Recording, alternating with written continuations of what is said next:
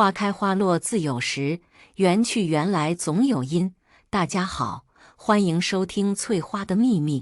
房间里，落地窗外的月光投射进来，将房间里的景色照得很清楚。沙发上空空如也，但稍显凌乱。曲磊摸出窃听器，一颗装在沙发侧面的扶手下，一颗装在靠近落地窗的角落里，又仔细检查了一遍，确定不容易被人发现。三个人才出了健身房，一路回去，三个人都有点兴奋，好像要抓到什么见不得人的隐秘似的。乔玲没开车，换了曲磊开车，他坐在副驾驶上，捧着奶茶，一颗一颗咬着爆珠，点头道：我以前老是不能理解一件事情，就是小区里那些老年人到处打探别家隐私，飞短流长的动静。现在好像明白点了。珊珊捧着奶茶坐在后座，一面吸烟，一面道：是不是感觉窥探别人的隐私，很有莫名的兴奋感？乔玲含糊嗯了一声，珊珊哈哈一笑，开了车窗，把烟屁股弹向了黑暗中一闪而逝的绿化带，道：我也这么觉得，老兴奋了。曲磊摇了摇头，脚踩油门，开得飞快。第二天，珊珊照旧上班去，曲磊在房间里调试设备，视听健身房里的情况。乔玲拿着车钥匙，道：你先听着，我爸妈今天回来，我家里去一趟。他答了一声，不再多问。乔玲回家，乔爸爸和乔妈妈都在，客厅里挺凌乱的，他们好像买了很多东西。乔妈妈一件件的规整，一面道：这是给你大姨的，这是给你三姨的，这是给你小舅舅的，这是你姑妈的。她在沙发上坐下来，捡起桌上一个小巧的镜子，道：这个镜子挺好看的。乔妈妈没理她，她拿着镜子看她妈：我喜欢这个。乔妈妈扫了她手指一眼：那是给你范阿姨的。感情这一客厅的东西就没有她的份，她只好从兜里掏出来一个盒子，道：这是给你的。乔妈妈笑了，问：什么东西？她不满意的嘟囔：夏天快到了，你不是说拿着手机看时间不方便吗？我给你买了一块表，你戴戴看合适不？要是不合适，咱们再去让柜员调整一下。他刚路过商场，专程买的，估摸了一下乔妈妈的手腕，让柜员调整了金属表带的长短，如果不合适，还得去调。乔妈妈放下手里的东西，走到他身边，让他试戴。蝴蝶扣啪嗒一声扣好，大小刚刚合适，他的眼光很准。乔妈妈笑眯眯接受了礼物，道：还是我的女儿最好。乔爸爸从厨房出来，问：小渠是不是也来了？你叫人晚上来吃饭，咱们家里吃。他点点头，看客厅外阳光正好，照得客厅里亮堂堂的。乔爸爸和乔妈妈满面笑容，进进出出，好不热闹。忽然觉得岁月挺好，真比去年好了太多了。他拿了车钥匙起身，乔爸爸道：你去哪儿？大中午的，你不在家吃饭？他笑着道：我还是去找曲磊开工吧，省得你们看我帮不上忙，嫌我烦。关键一点，吃了饭他不想洗碗，就让乔爸爸跟乔妈妈去忙吧。回去酒店也没吃的，两个人点了外卖。珊珊发了微信过来，童一伟正常上班中，一切应该会按照既定程序走。曲磊的电脑上正播放着窃听器听到的内容，好像是一个男教练和一个女学员在训练，两人也不知道在做什么运动。曲磊没怎么在意。送外卖的来了，乔玲拿了饭盒进门，二人坐在沙发上吃饭，顺便听窃听器。结果那头的动静有点怪，乔玲仔细听了听，就听到了一男一女的喘息声，还有些不堪入目的谈话内容。乔玲脸一红，跑过去关了窃听器，嘟囔道：真没想到，健身房里也这么龌龊。曲磊还算淡定，一口一口认真吃饭，头也不抬。这个年代，什么行业不龌龊？你我干区三师还少见了龌龊人。那个到处嫖妓还写日志的男人，你忘了，他不比这些人龌龊。乔玲眨眨眼，想起那个每天都要嫖3回的男人，一阵恶心泛上来。他没办法再吃饭，给自己泡了一杯咖啡。他道：“我看今晚上佟一伟和 ESON 也跑不掉这个套路。”他仰望着天花板，叹息道：“城市套路深，我要回农村。”曲磊一笑：“农村已整改，套路深似海。你妹！”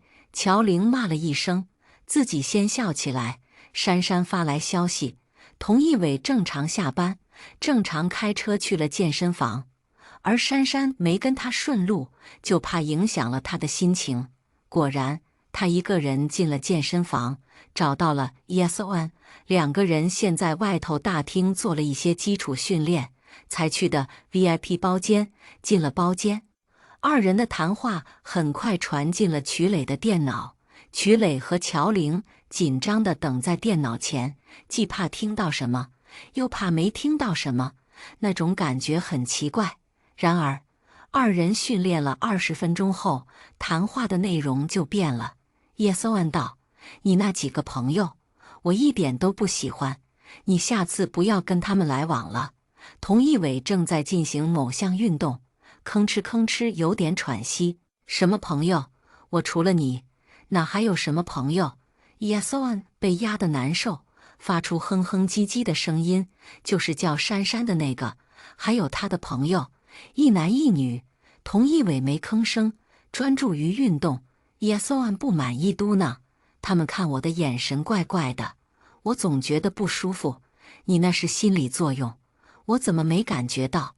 我老婆都看不出来咱们俩的事儿，他们几个外人能看出来。”佟一伟艺高人胆大，说话很有底气。EOS 捶着他的胸口：“我不管，我不管，反正你要跟珊珊断了联系。我接受一个庄梦蝶，可不接受多一个他。”佟一伟大概听出了 ESON 的不满意，哄道：“好好好，我跟他不来往就是。我对他又没想法，谁知道你有没有想法？你这个人，男的女的你都……”ESON 的话被堵住了。乔玲一阵恶心，险些吐了。曲磊关掉了窃听器，他拿餐巾纸擦擦嘴，问：“你说男人跟男人接吻是什么感觉？会不会恶心？”他面不改色：“哥又没亲过男人，哥怎么知道？”接着他凑近一点，坏坏地问：“哥倒是知道男人跟女人接吻会不会恶心？”乔玲眨眨眼，不知道深陷套路，傻乎乎地问：“会不会恶心？”他再凑近一点：“你试试。”乔玲一下子反应过来，挥手赶苍蝇似的道：“去去去，一边去！什么时候变得这么不正经了？”他从沙发另一头逃开，然后淡定地转移话题：“我爸妈叫你回家吃饭。”他收拾着设备器材，头也不抬：“行，哥等会儿买点礼物。”庄梦蝶和佟一伟的事儿到此算是到此结束了。案子水落石出，也不知道庄梦蝶该哭还是该笑。只是曲磊和乔玲都没有马上联系庄梦蝶。真相出来了，他们反倒不急着找庄梦蝶汇报。2人正要去接珊珊下班，珊珊自己打车回来了。乔玲说起爸妈请客吃饭的事儿，珊珊高兴地应了。3个人驱车去乔玲家，开门的是乔妈妈。一见了3个人进来，乔妈妈笑着道：“玲玲，这位是……”乔玲忙介绍珊珊给乔妈妈认识。吃饭的时候，得知烧菜的是乔爸爸，珊珊和曲磊，他们一个劲夸赞乔爸爸手艺好，夸得乔爸爸乐得合不拢嘴。席间，乔爸爸和乔妈妈问了问区3师最近的情况，得知增加了新人员，工作还挺顺利。当下2位老人也就放心了。叮嘱乔玲三人注意身体，努力工作。三个人从家里出来，月上中天，时间有点晚了。珊珊道：“咱们是不是要回 C 城了？”乔玲点点头，跟庄梦蝶汇报一下情况，应该就要回去了。珊珊站定脚步，高兴道：“这么说，这边暂时用不上我了。原则上是这样的。”珊珊道：“我有朋友今天晚上12点从这边去 C 城，我想跟他们一起回去，安全吗？”乔玲笑道。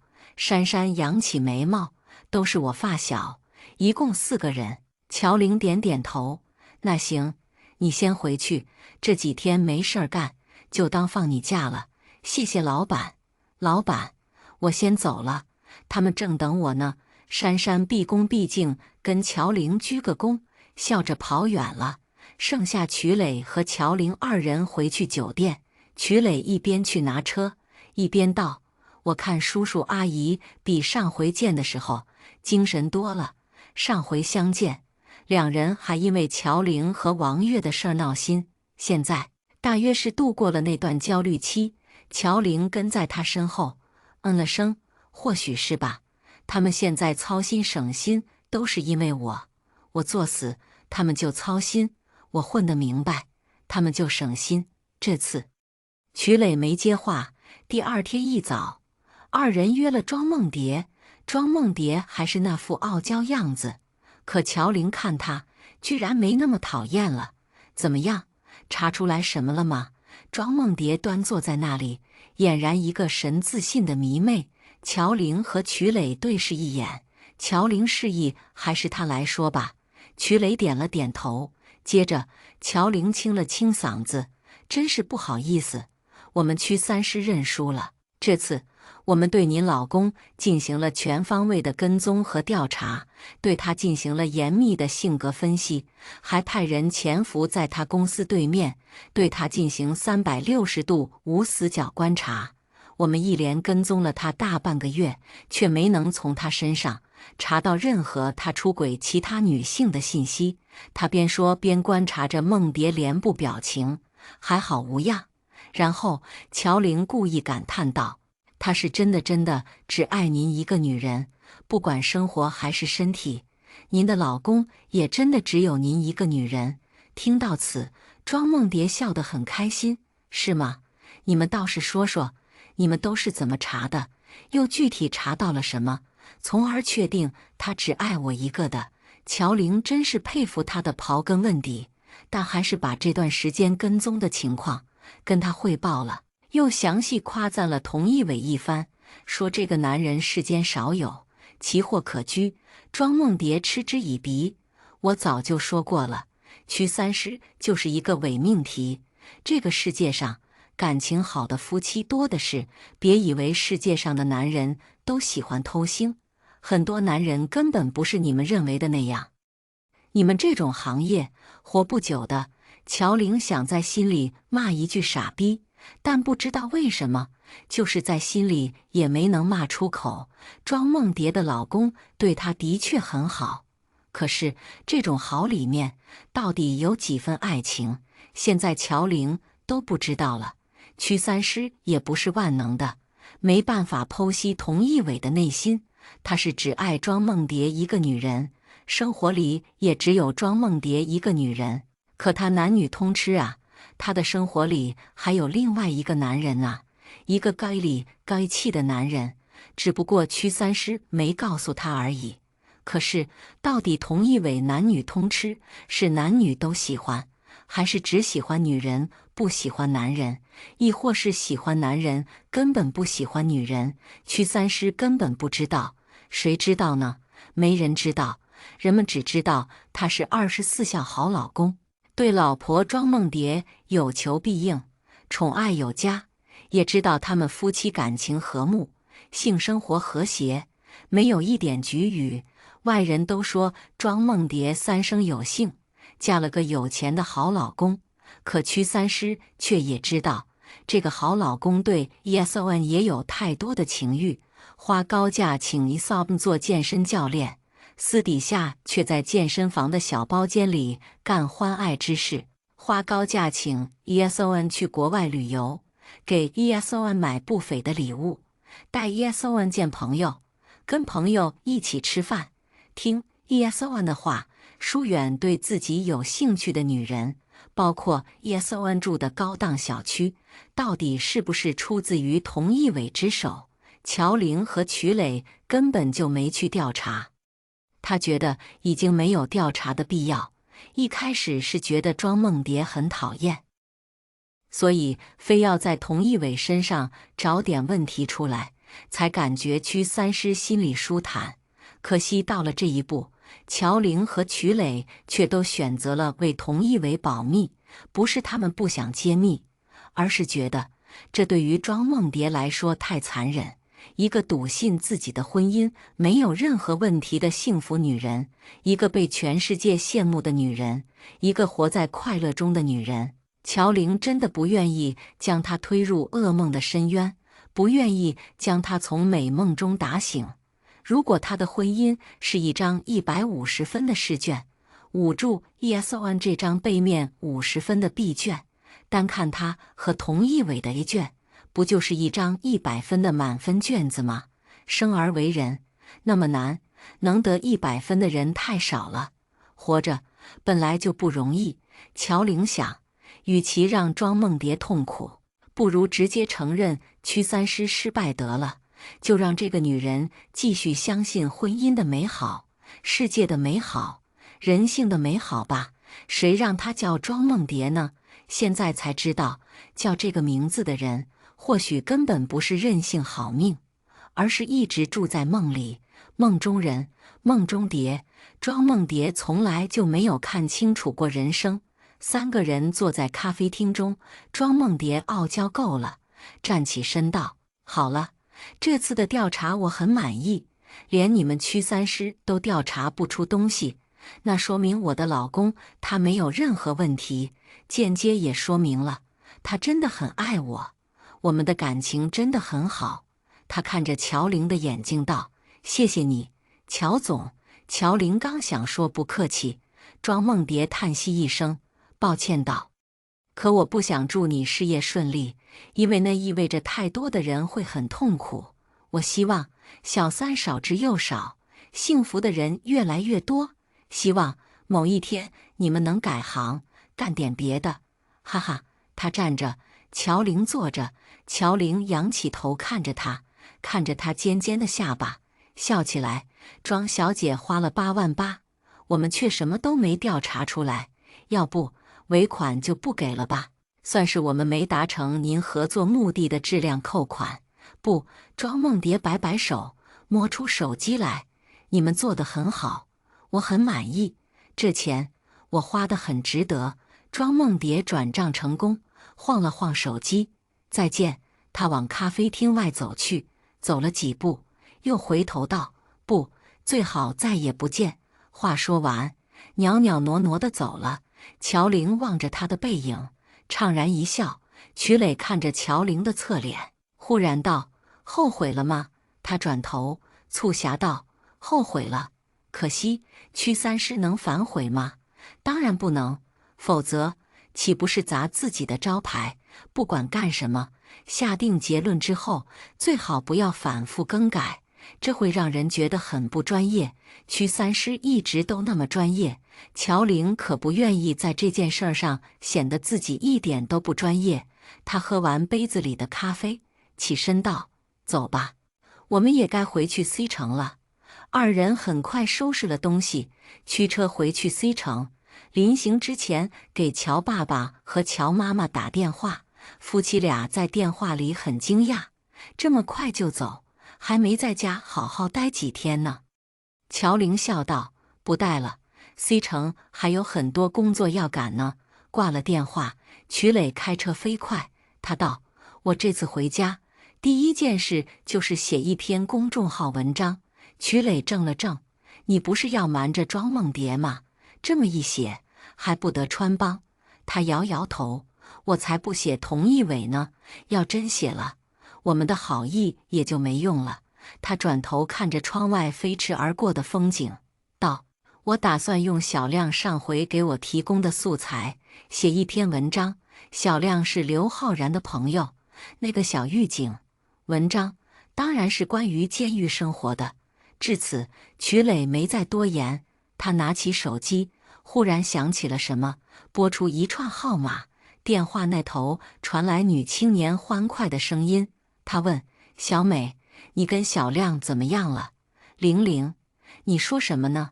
我跟钟李亮1毛钱关系都没有哈。”小美回答得很简单干脆。她记得上回在刘昊然那里吃饭，小亮和小美好像看得挺对眼的，怎么这次打电话就这么生疏了呢？她想问问细节，可惜在电话里不好开口，主要是因为曲磊在旁边。她只好道：“改天请你吃饭，再详谈。对了，这几天你在哪儿？”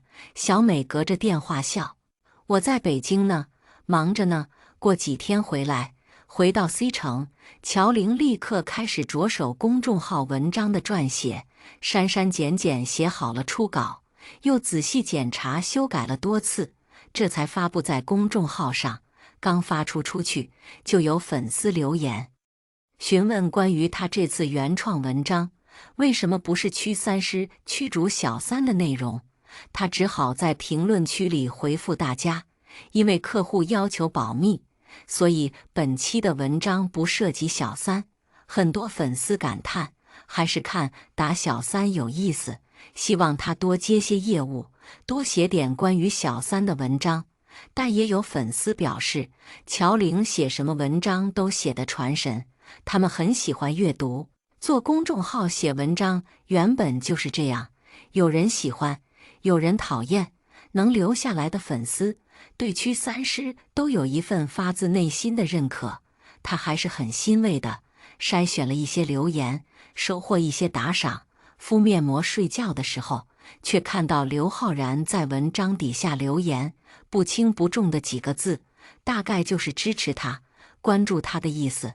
他盯着他的头像，发了一会儿神，还是把留言放了出来，但他没回复。一觉睡到第二天早上，醒来公众号里留言很多，没想到昨晚写的文章竟然有很大的转发量，大约是他写的内容太真实了，而且是关于监狱的内容，涉及人性和社会的问题，比较令人动容。许多生面孔留言支持，说着平凡普通的话，劝人珍惜眼前生活，做人品端正之人。这跟他写文章的初心一致。他将留言放出来，曲磊买了手擀面回来，两人在客厅里吃面，聊着驱三师的工作。忙碌了大半个月，也需要休息一下。接下来没什么事情，曲磊计划出去走走。乔玲没意见，联系了珊珊，可珊珊却不愿意公费旅游去，还跟闺蜜兄弟们泡在一起。两人只好撇下珊珊，一起去了，也没去多远的地方。两人开车，沿着都汶高速，一路走汶川，经茂县，过松潘，行九寨沟，穿壤塘，越若尔盖，翻红原，大草原风景很好。九曲黄河第一关风太大，吹迷了人眼。曲磊站在黄河边上，问：“你说人跟人的缘分奇妙吗？”他不知道他脑袋里在想啥，随口敷衍道：“可能是有点吧。”“哎，快走，再晚今天只能睡车上了。”他站着没动，一张冷峻的脸颇为严肃。“你觉得王月那个人怎么样？”他愕然了。欣赏风景欣赏得好好的，别的游客还在最新拍照，好不热闹。他怎么突然就问这么一出？他卡壳了片刻，不算违心一说不怎么样。他盯着他的眼睛，追问到底是怎么个不怎么样。他蹙起眉毛，不高兴道：“这都猴年马月的事情了，你还拎出来干嘛？我也不想说人坏话。他怎么样？你不是知道吗？”他不再多说，径直下了堤岸。曲磊看着他的背影，忽然笑了，一路跟着他下了堤岸。两人上了车，乔玲问：“你累不累了？要是累，剩下的我来开吧。”两人是合伙人，是搭档，是同事，这山路18弯，他没打算让他一个人开全程，开车也是个累人的活，他觉得应该共同分担。瞿磊转头看他一眼，神态冷峻，哥一个人开3天3夜的时候也没喊过累。这点山路还不至于，你安心坐车看风景就行。戴着墨镜的他，鼻梁格外高挺，因为看不见眼神，反倒增了一丝神秘。他顺了顺刘海，低下头去，心里却在想，这厮怎么突然冷峻起来了，还真是不习惯。从草原回去 C 城，小美已经从北京回来了。乔玲忙把几个闺蜜约在一起，在城南涮火锅。九九、小美、朵朵、安小云都在，几个大美人坐在一起。隔壁桌的帅哥们都不淡定起来，但他们几人桌上的帅哥还挺淡定的。瞿磊一面给大家点菜，一面给大家分调料，话却没多说。几个美人乐得被他照顾，不忘夸乔玲选合伙人的眼光。乔玲当然是开心了一阵，得意洋洋享受瞿总的周到。酒肉正酣，他像是想起了什么，忽然问对面坐着的小美：“你不是跟钟礼亮挺对眼的吗？怎么又说没联系了？我看他这人挺好的。”当日在刘昊然的别墅里，小美和高大帅气的钟礼亮相见如故，大家都跟着起哄。今日坐在这里，火锅的烟气热腾腾地扑打在人的脸上，小美坐在那里，脸上的笑容却很冷淡。乔玲眨眨眼，想听听她怎么说。几个人都歪着脑袋等着小美。瞿磊拿筷子的手一顿，却没抬头。小美端端正正坐着，笑道：“这有什么呀？不就是了解了一下，觉得不合适吗？”她是个大美人，也是肤白貌美大长腿的类型，跟钟礼亮在外形上还是很登对的。乔玲问：“哪里不合适了？人好歹儿也是公务人员，工作稳定，人又正义，我看他乐呵呵的样子，好像还很开朗。小狱警没什么不好的。”在乔玲看来，小美收了笑意，认真道：“人是不错，可一个小狱警算什么呢？大学毕业那么多年，在这个城市买不起房买不起车的，就住在单位的宿舍里，偶尔开破警车，警车还是人流所长的。”几人都没说话。九九瞧他一眼，道：“公务员不是有公积金吗？听说他们买房子还不了多少贷款，就跟不还钱差不多。”小美嘴角戏谑一勾：“是还不了多少钱，但1、2千总要还的吧？我听说公务员现在讲究阳光工资，一个小狱警1个月就那么3000多块钱，还了房贷还剩多少？”他拿着筷子在油汪汪的碗里戳着。他是答应结婚时候会按揭一套房子，到时候用公积金还贷款。可我根本不想住按揭的房子，更不想开几万块的车。我呀，真要嫁人，就嫁个全款买大房子买好车的人，甭给自己添麻烦。几句话说得轻飘飘，听在人的耳朵里还真有点不是滋味。亏得这桌上只有一个男人，否则这脸打得还不得啪啪作响。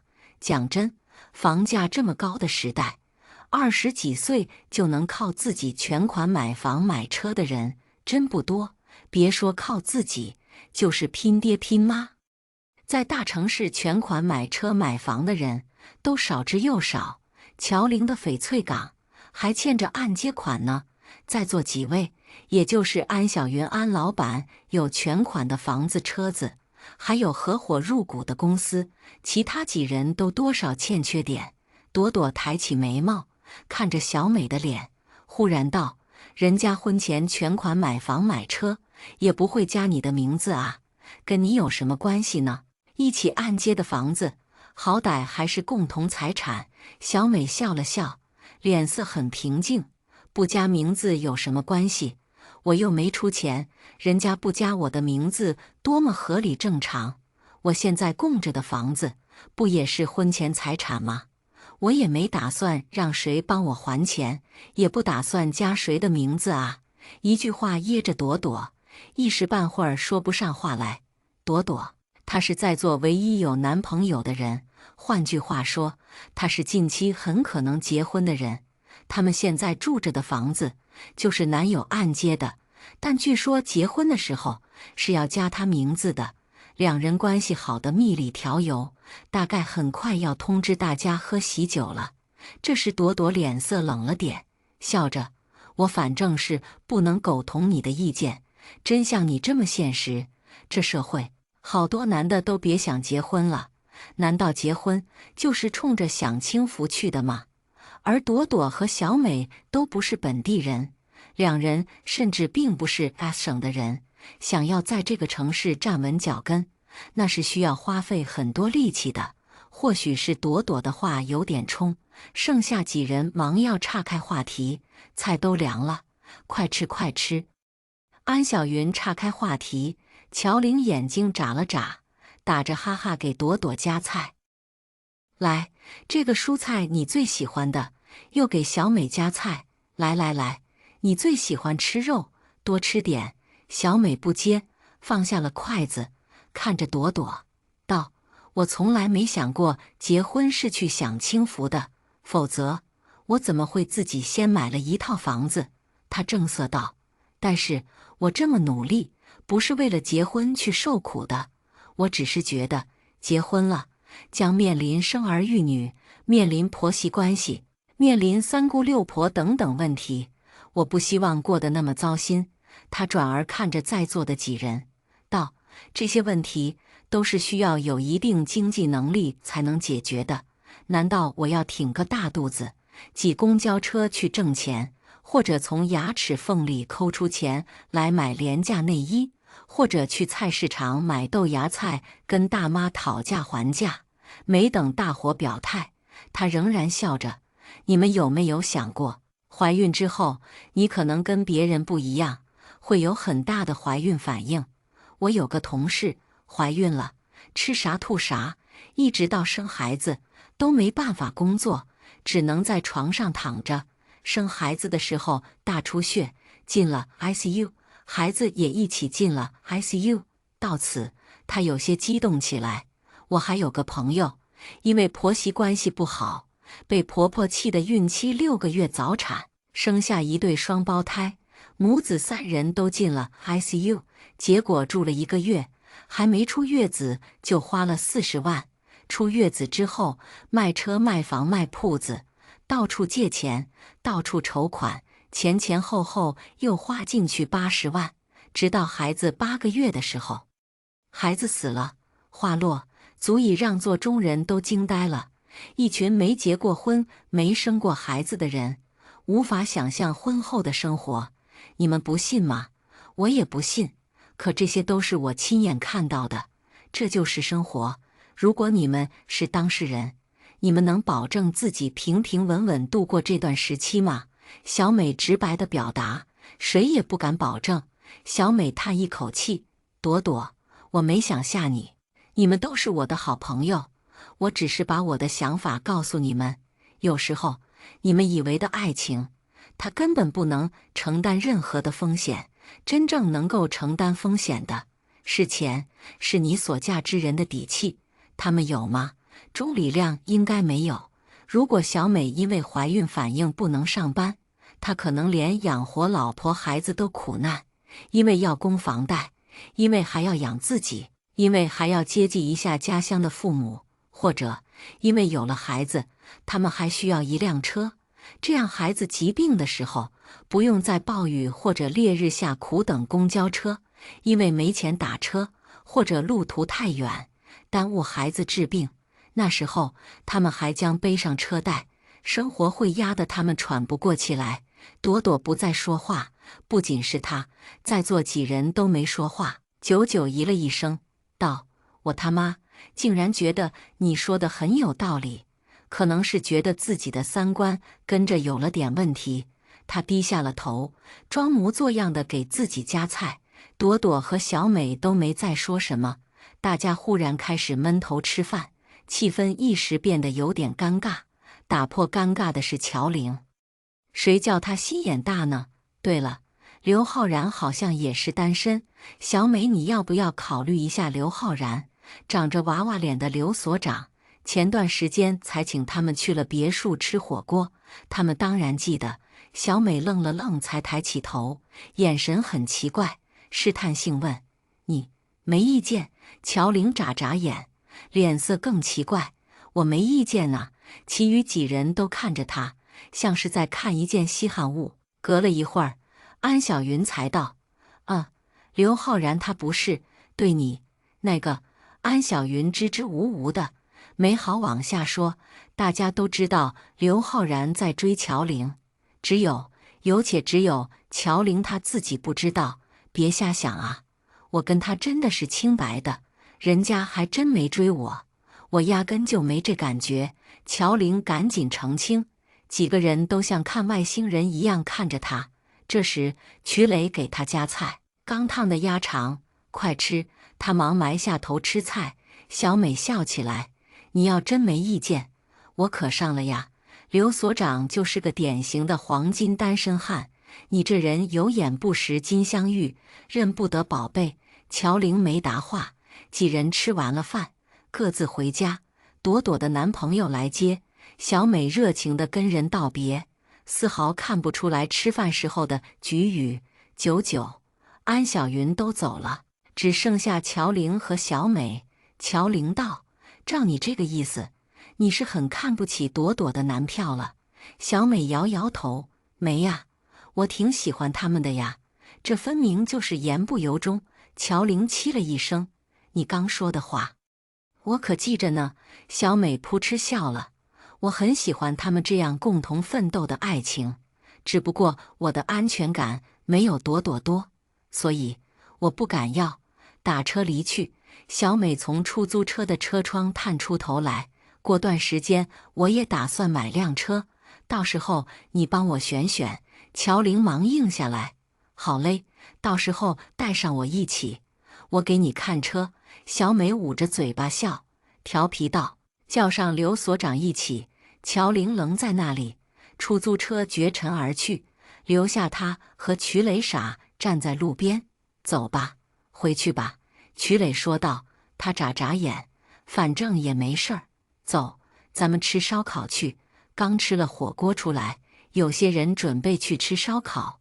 他冷着脸：“你还没吃饱，走，进去继续。”他摇摇头：“我就是想享受一下夜生活，不行吗？”“有什么不行呢？”他拿了车，载着他满城转悠，去找那家最负盛名的烧烤店。驱车好一会儿，才到达目的地。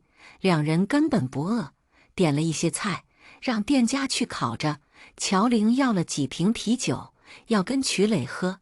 大半夜的，喝酒不开车，开车不喝酒。瞿磊想要拒绝，他却开了瓶盖子：“找代驾呀，你怕什么？”两个人喝上啤酒，顿觉神清气爽。菜还没上来，乔玲转头去催店家：“我的菜烤快点呢。”旁边他的手机响了，抓起来一瞧，根本不认识的号码。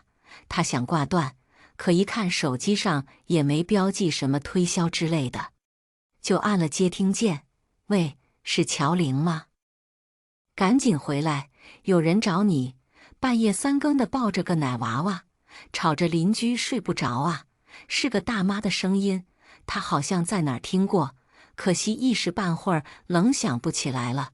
电话那头确实有小孩子的声音，加之对方又知道他的名字，他不由得迟疑道：“谁找我呀？您是谁呀？”大妈呵呵笑着：“我就是上回带警察找你的那个杨主任啊。”杨主任，翡翠港虽然是联排别墅，可不知道怎么回事儿，还是进了社区居委会的地盘。这居委会妇女主任杨主任，杨大妈，上回带警察清剿他这罪犯没成功，这回倒是笑嘻嘻的，一点不像是对待敌人的样子了，简直沁出点阶级战友的味道来。驱车回返，啤酒刚喝了几口，其实根本没有酒意，可没办法呀，喝一口那也是喝。乔玲花钱请了代驾，她和曲磊坐在后排座上，闭着眼睛晕瞌睡。等到了翡翠港，进了他的单元，果然看到院门口聚了很多人。寻常时候，觉得小区还算清静，没发觉有这么多业主的存在。今天倒是巧了，他几步走到门口，杨主任一眼就认出他来。哎，小乔，你可算回来了。路灯下，一个穿着单薄背带裙的小女孩抱着个小奶娃，正一脸泪意地看着他，活像是在看救苦救难的观世音菩萨。他没明白过来怎么回事儿，小女孩已经哭着开口了：“乔总，我是区3市公众号的粉丝，我叫小英。”他把怀抱往乔玲送了送：“这是我的女儿小英。”什么？乔玲一头雾水。人群总算散去，杨主任也八卦完毕离开。乔玲看着小英和小英，迟疑道：“你今年多大了？”小英满脸稚气：“我下个月就满16了，16岁，刚满月的婴儿。”乔玲觉得自己的脑袋有点不够用，慌忙把小英请进了屋子里，关了院门，开了灯。3个大人一个小宝宝坐在客厅里。小英义愤填膺道：“我是来请你们帮忙的，我要把老公身边的小三赶走。”乔玲彻底疯化了，她一个快30岁的老阿姨，连个男朋友都没有，人家还不满16岁的小姑娘，奶娃娃都满月了，这都不是重点，重点是人家16岁的小姑娘，老公已经出轨找小三了，她连个老公都没有，这小一还没找到，人家小三都在一起了。不仅是乔玲，就是曲磊也很惊讶。曲磊直问重点：“你老公，你们结婚了？”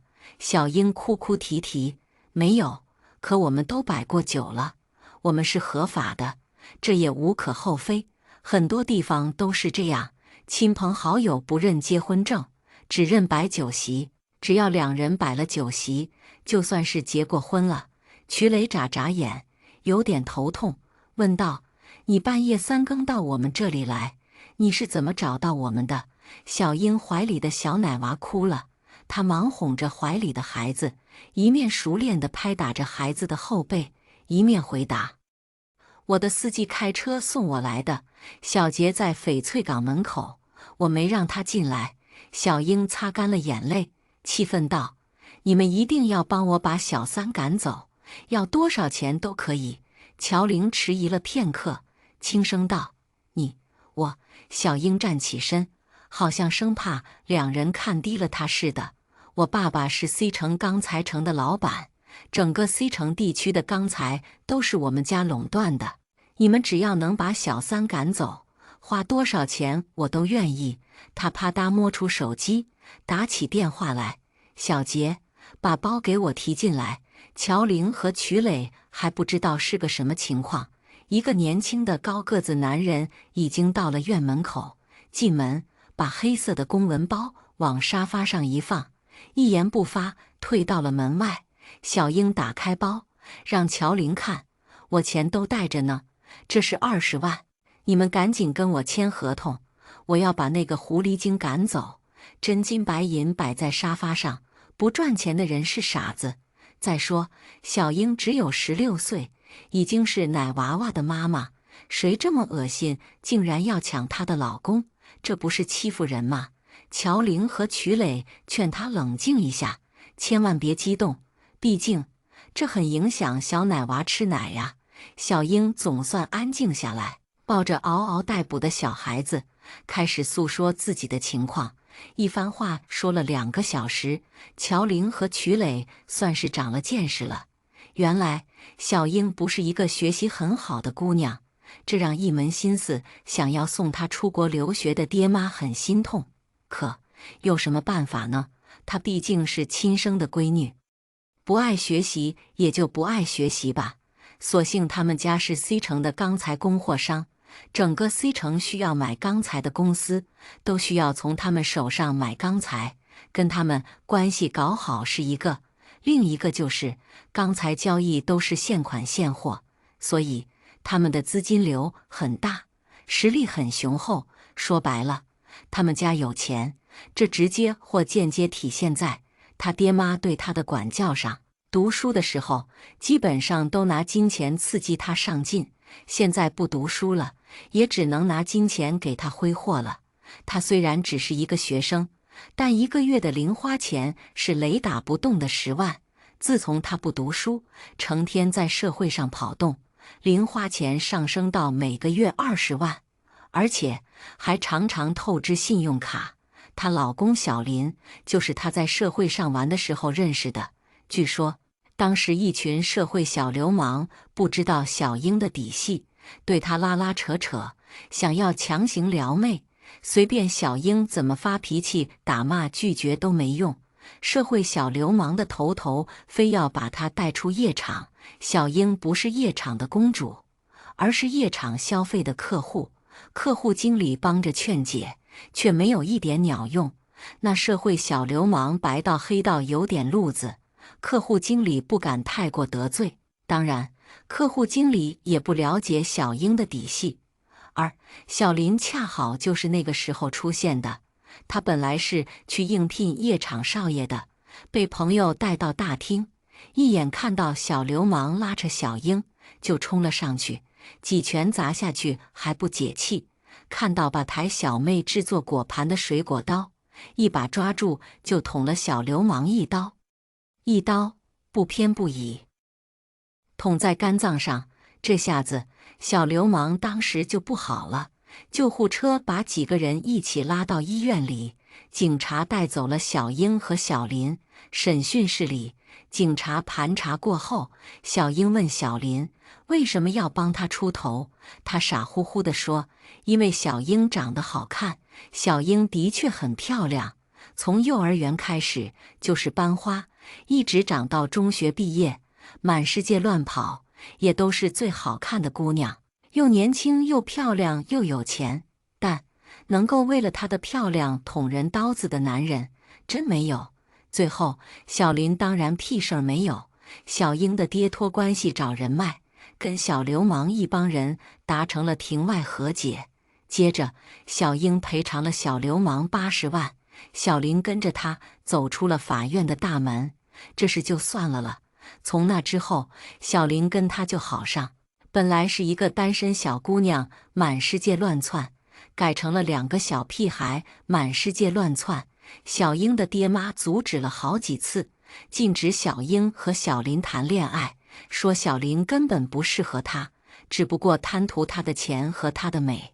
但小英根本不听父母的，她揶揄自己的爹妈。当时被小流氓生拉硬扯的时候，爹妈在哪儿？爹妈正跟刚才跟钱在一起，根本没空搭理他。如果不是小林，他肯定被人强奸了。小林就是这个世界上最爱他的人，对他最好的人。为了他，小林敢捅人的刀子，敢豁出去性命。小林比他的爹妈好，比他的祖宗18代都对他好。这些话噎得他爹妈无话可说，无可辩驳。其实吧，被小流氓睡和被小林睡形式上没什么不同，都是被男人睡。那小流氓长得不算丑，要真说起混生活、混社会，其实小流氓跟他蛮搭配。但人就是这么个奇怪的玩意儿，跟谁睡觉，其实都要讲究一个感情。没有感情的不让睡，有了感情的倒贴也舍得给人睡。小英被小林睡出了感情，睡得赌咒发誓，要白头偕老，要至死方休。当然，小林坐在他的大奔驰里头，住在他的大别墅里头，吃着他家厨师做的大餐时，也是这么赌咒发誓的。真是两小无猜，伉俪情深啊！2个人的感情来得猛烈。小林发誓要一辈子对小英好，不管小英的爹妈怎么反对，都一定会迎娶小英，一辈子宠爱她，保护她，像爸爸一样照顾她，永远只爱她一个人。华丽的誓言感动的小英哭得稀里哗啦。最后，她信用卡透支了20万，给小林的爹妈打过去，让小林家成了村子里第一个建新楼房的人。于是乎，小林对他更好了，当真是百依百顺。就算小英的爹每次见到他，都派司机拿着钢管追着他满街跑，是要打断他的狗腿，他也无怨无悔。就这么耗了大半年，小英和小林的感情稳定。小英查出来怀孕了，这是小英第一个孩子。小林的爹妈拿着小英付费的机票，坐上飞机，来到了 C 城看望小英。一来就哭鼻子抹眼泪的求小英把孩子生下来，说他们一定会亲自带孙子，一定会把小英当亲闺女疼爱，一定会好好伺候小英坐月子，还催促小英和小林赶紧摆酒席结婚，别等到月份大了，挺着肚子让人瞧了，小英父母的面子不好看。小英其实一点都不想生孩子，她觉得太麻烦，毕竟她自己还是个孩子。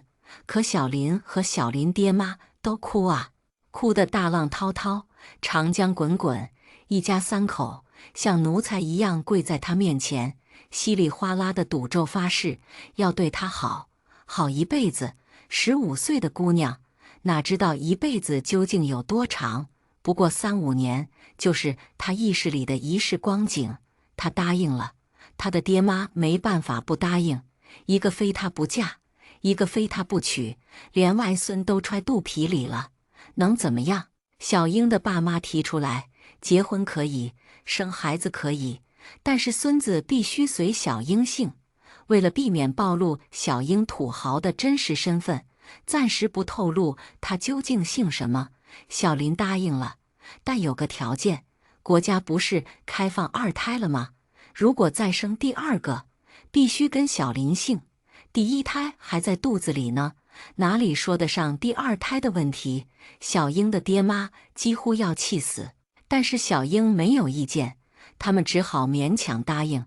婚礼就这么举行了，请了100桌本地的客人，因为小林的要求，还派了车队去小林农村老家，把林家杂七杂八的亲戚全都拉来了 C 城，包吃包住包送红包，整整50桌人，150桌人，浩浩荡荡参加了小英和小林的婚礼。从此，他们成了合法夫妻。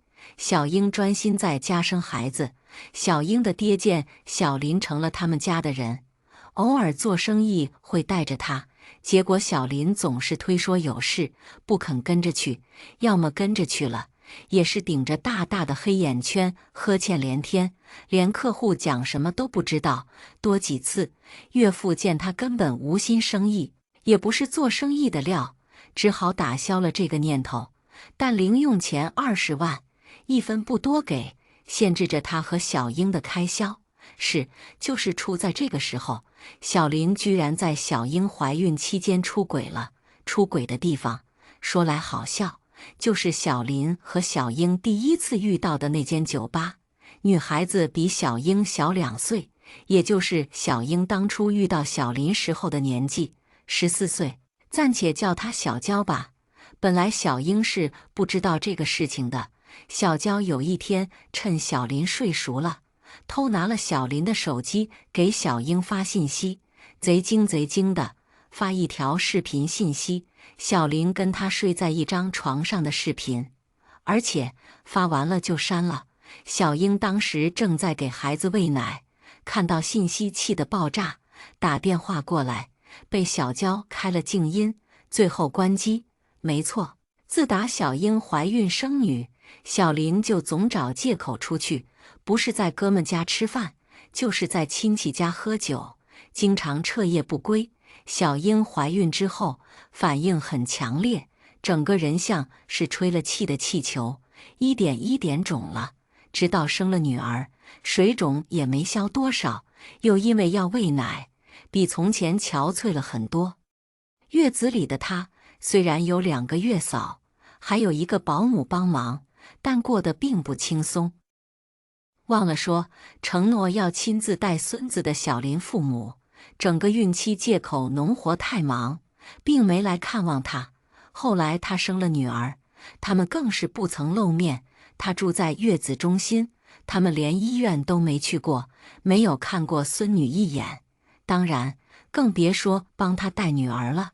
女儿跟了小英姓，所有的事情都是小英的爹妈操心。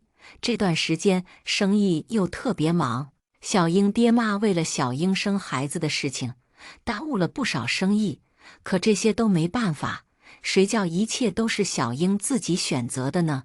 小英一夜未眠，她不敢告诉爹妈，她也不知道她是为什么不敢告诉爹妈，但她就是不敢说，好像已经害怕爹妈再一次伤心。第二天一早，她打电话给小林，电话接通很久，那边才接。接电话的却不是小林，而是小娇。小娇说小林还在睡觉，并且称呼小林为老公，还隔着电话大骂小英是老太婆，丑得像头猪，竟然还霸占着小林不肯放手。小娇说小英死缠烂打不肯分手，到底想干嘛？是不是想要霸占小林的财产？还叫小英带着破逼女儿滚蛋，早点给他们母子腾地方。小三如此猖狂，小英气得说不出话来。小娇挂断电话，随后加了小英的微信。这时小英才知道，原来小娇也怀孕了，已经3个月了。B 超检验出来是个儿子，也就是说小英怀孕晚期，随时都可能生孩子的时候，小娇肚子里装了小林的儿子。B 超查出是儿子，小娇再也不愿意做偷偷摸摸的小三，她想要光明正大的上位，所以她才肆无忌惮地给小英发消息。在小英坐月子期间，小娇有恃无恐地发难。此时此刻，小英觉得天塌了，她连月子也不愿意坐，从月子中心跑了出来。司机载着她满城乱转，没在熟悉的酒吧找到小林，她在打电话，小林总算接了，一接起来就跟他说分手，还扬言要跟小娇在一起，大骂小英，责怪她生不出带把的种，还说她农村爹妈找人算过了，小英这种投胎生赔钱货的女人，第二胎普遍来说也是生女儿，小英是生不出儿子的，他们林家就要绝后了。说小娇已经怀孕了，而且 B 超照出来是个儿子，小娇可没有强势的爹妈，需要生了儿子跟自己姓，那就是他们林家第一个孙子。在孙子面前，林家父母选择性地站在了小娇这边，不就是怀个孕吗？不就是生个女儿吗？小英从来没觉得世界这个奇葩，社会这么残酷，但她却万万没想到，小林竟然是这样的人。他苦苦哀求不要分手，还承诺自己会很快生儿子，要是第二胎是女儿，他就打掉，直到 B 超显示是儿子，他才生。话说到这个份上，如此委曲求全，做到如此不堪，可小林还是不肯妥协，最后说了总结性的一句话，说什么小英是顺产，他跟小英睡觉，感觉像是筷子通马桶，完全没意思。小娇就不同了，人家已经答应剖腹产，绝对不顺产孩子，一定要保证小林的幸福。去他妈的幸福，这还是人说的话吗？小英对着电话骂了一大串 C 城本地方言，最后小林切断了通话，所有的委屈让他放声大哭，坐在他的大奔驰后座里，哭得像个傻逼。16年来从来没那么哭过，一直被宠爱的小公主，突然从云端跌到了深渊，真的有一种走投无路，叫天天不应，叫地地不灵的感觉。司机小杰还没安慰2句，月嫂给他打电话了，孩子哭了，要喝奶。作为母亲，她没出息的回去了。小林出轨的事儿，她还是选择不告诉爹妈。老公出轨这件事儿，好像一下子就让她成熟了，一下子她就长成了大人。她一面哭，一面扛起来所有困难。爹妈来看她，她不肯表现出来一点悲伤，被问及小林的去向，他只说出去买孩子的东西去了。爹妈走后，他立刻让司机载着他来找屈三师。他是屈三师的粉丝，不算忠诚的粉丝，因为从来没想过自己会遇到这种事儿。可真遇到情况，他觉得他能够求助的人只剩下屈三师了。屈三师驱逐走了那么多小三，这是他最后的救命稻草。所有的话说完，他坐在沙发上，望着怀里的奶娃娃，沉静道：“我别的真没想，只希望孩子这么小，不要没有了爸爸。”他抬起头来，看着乔玲：“我爸妈的感情很好，从来不吵架，他们对我也很好。”他流下眼泪来，默默流了一会儿眼泪，他才道：“我以前真的很任性，总觉得爸妈不爱我，只知道忙着生意，只知道赚钱，从来不管我的死活。等我自己当了妈妈才知道，我爸妈也很不容易的。”擦干净眼泪，他继续道：“我生活在父母感情很好的家庭里，我知道父母感情好对孩子有多重要。我不想跟我老公闹，只希望赶走小三，让老公回归家庭。”客厅里此刻很沉默。乔玲没结过婚，没生过孩子，看到小英，却仿佛突然看懂了婚姻中的很多东西。讲真，做屈三师做得久了，他对婚姻有了太多的畏惧。尽管小英其实才16岁，瞿磊也没结过婚，更没当过爸爸。他迟疑了一下，问：“你不介意小娇肚子里的孩子吗？”小英摇摇头：“如果我老公执意要这个儿子，我可以花钱让那个狐狸精生下来给我养。”这样大度，瞿磊不知道该说什么好。乔玲叹息道：“你有没有想过，你老公不愿意回归家庭？”“想过，但我觉得应该不会的。”小英很淡定：“我有一张每个月5万块的卡，一直在他身上，是他在用。我猜他出去玩，包括跟那个狐狸精在一起，都是花的这个钱。只要我叫爸爸停了那张卡，他就没办法养那对母子。当初小林可是仗着长得帅，准备去应聘少爷的，是因为救了小英，才让他一个农村穷屌丝逆袭开挂，迎娶白富美，走上了人生巅峰。小娇之所以敢打电话咒骂小英，说小英霸占小林老婆的位置，贪慕小林的财产，很可能就是因为不知道小林的钱全是小英给的。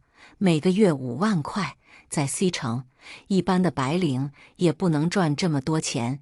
小娇一定以为小林是富二代，以为小英是个攀上富二代的黄脸婆。一个14岁的少女，怀着17岁小林的儿子，大骂16岁的小英是老太婆。请问快30岁的乔总又该算什么？乔玲这种老阿姨真是忍不住啊！这桩买卖接下来了。乔玲答应小英，帮助她驱逐小三小娇，成功挽回渣男小林。第一步是先送小英回去月子中心。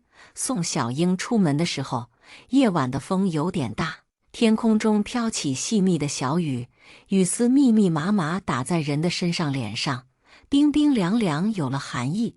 乔玲慌忙折身回去，从衣柜里扒拉出一顶簇新的鸭舌帽，跑到门口递给小英。乔玲道：“我这人别的爱好没有，每次出去玩都喜欢买帽子，可惜吧，一直觉得自己头太大，戴帽子不好看，所以买的帽子从来不戴。这个给你，是新的，你别嫌弃。都知道月子里的女人不能惊风。”乔玲好歹也28了，总能知道点。小英笑了笑，把帽子扣在头上，抱着襁褓里的小婴儿，在司机小杰的陪同下缓缓离开。乔玲忽然道：“小英。”小英停住脚步，回头，乔玲伸出右手，认真道：“屈三师很高兴为您服务，相信我们，很快就能让你摆脱现在的痛苦。加油！”小英泪光闪烁，却没有流下眼泪。就这么几天时间，她就瘦了很多，原本的水肿也消了，胖胖的脸蛋都有了从前的瓜子脸模样。夜色下，戴着鸭舌帽的她根本不像是一个生了孩子的妈妈，就是一个高中小女生。她伸出手，温和道：“谢谢乔总，我会加油的。你们也努力，早点把小三赶走。如果钱不够，我再拿钱来。钱不是问题，能够用钱解决的问题都不是问题。这个世界上很多问题是用钱解决不了的。比如小英给了小林每个月5万块，可她却找了个小三，明目张胆跟小三住在一起，连月子中心也不去，女儿也不看，嚷嚷着要跟小三在一起。她是不是傻逼？真的以为离婚了，小英还会每个月给她5万块零花钱？她是不是脑残小说看多了，自以为是霸道总裁里的小狼狗？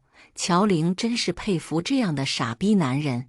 人生慢慢行，不靠智商，靠意淫。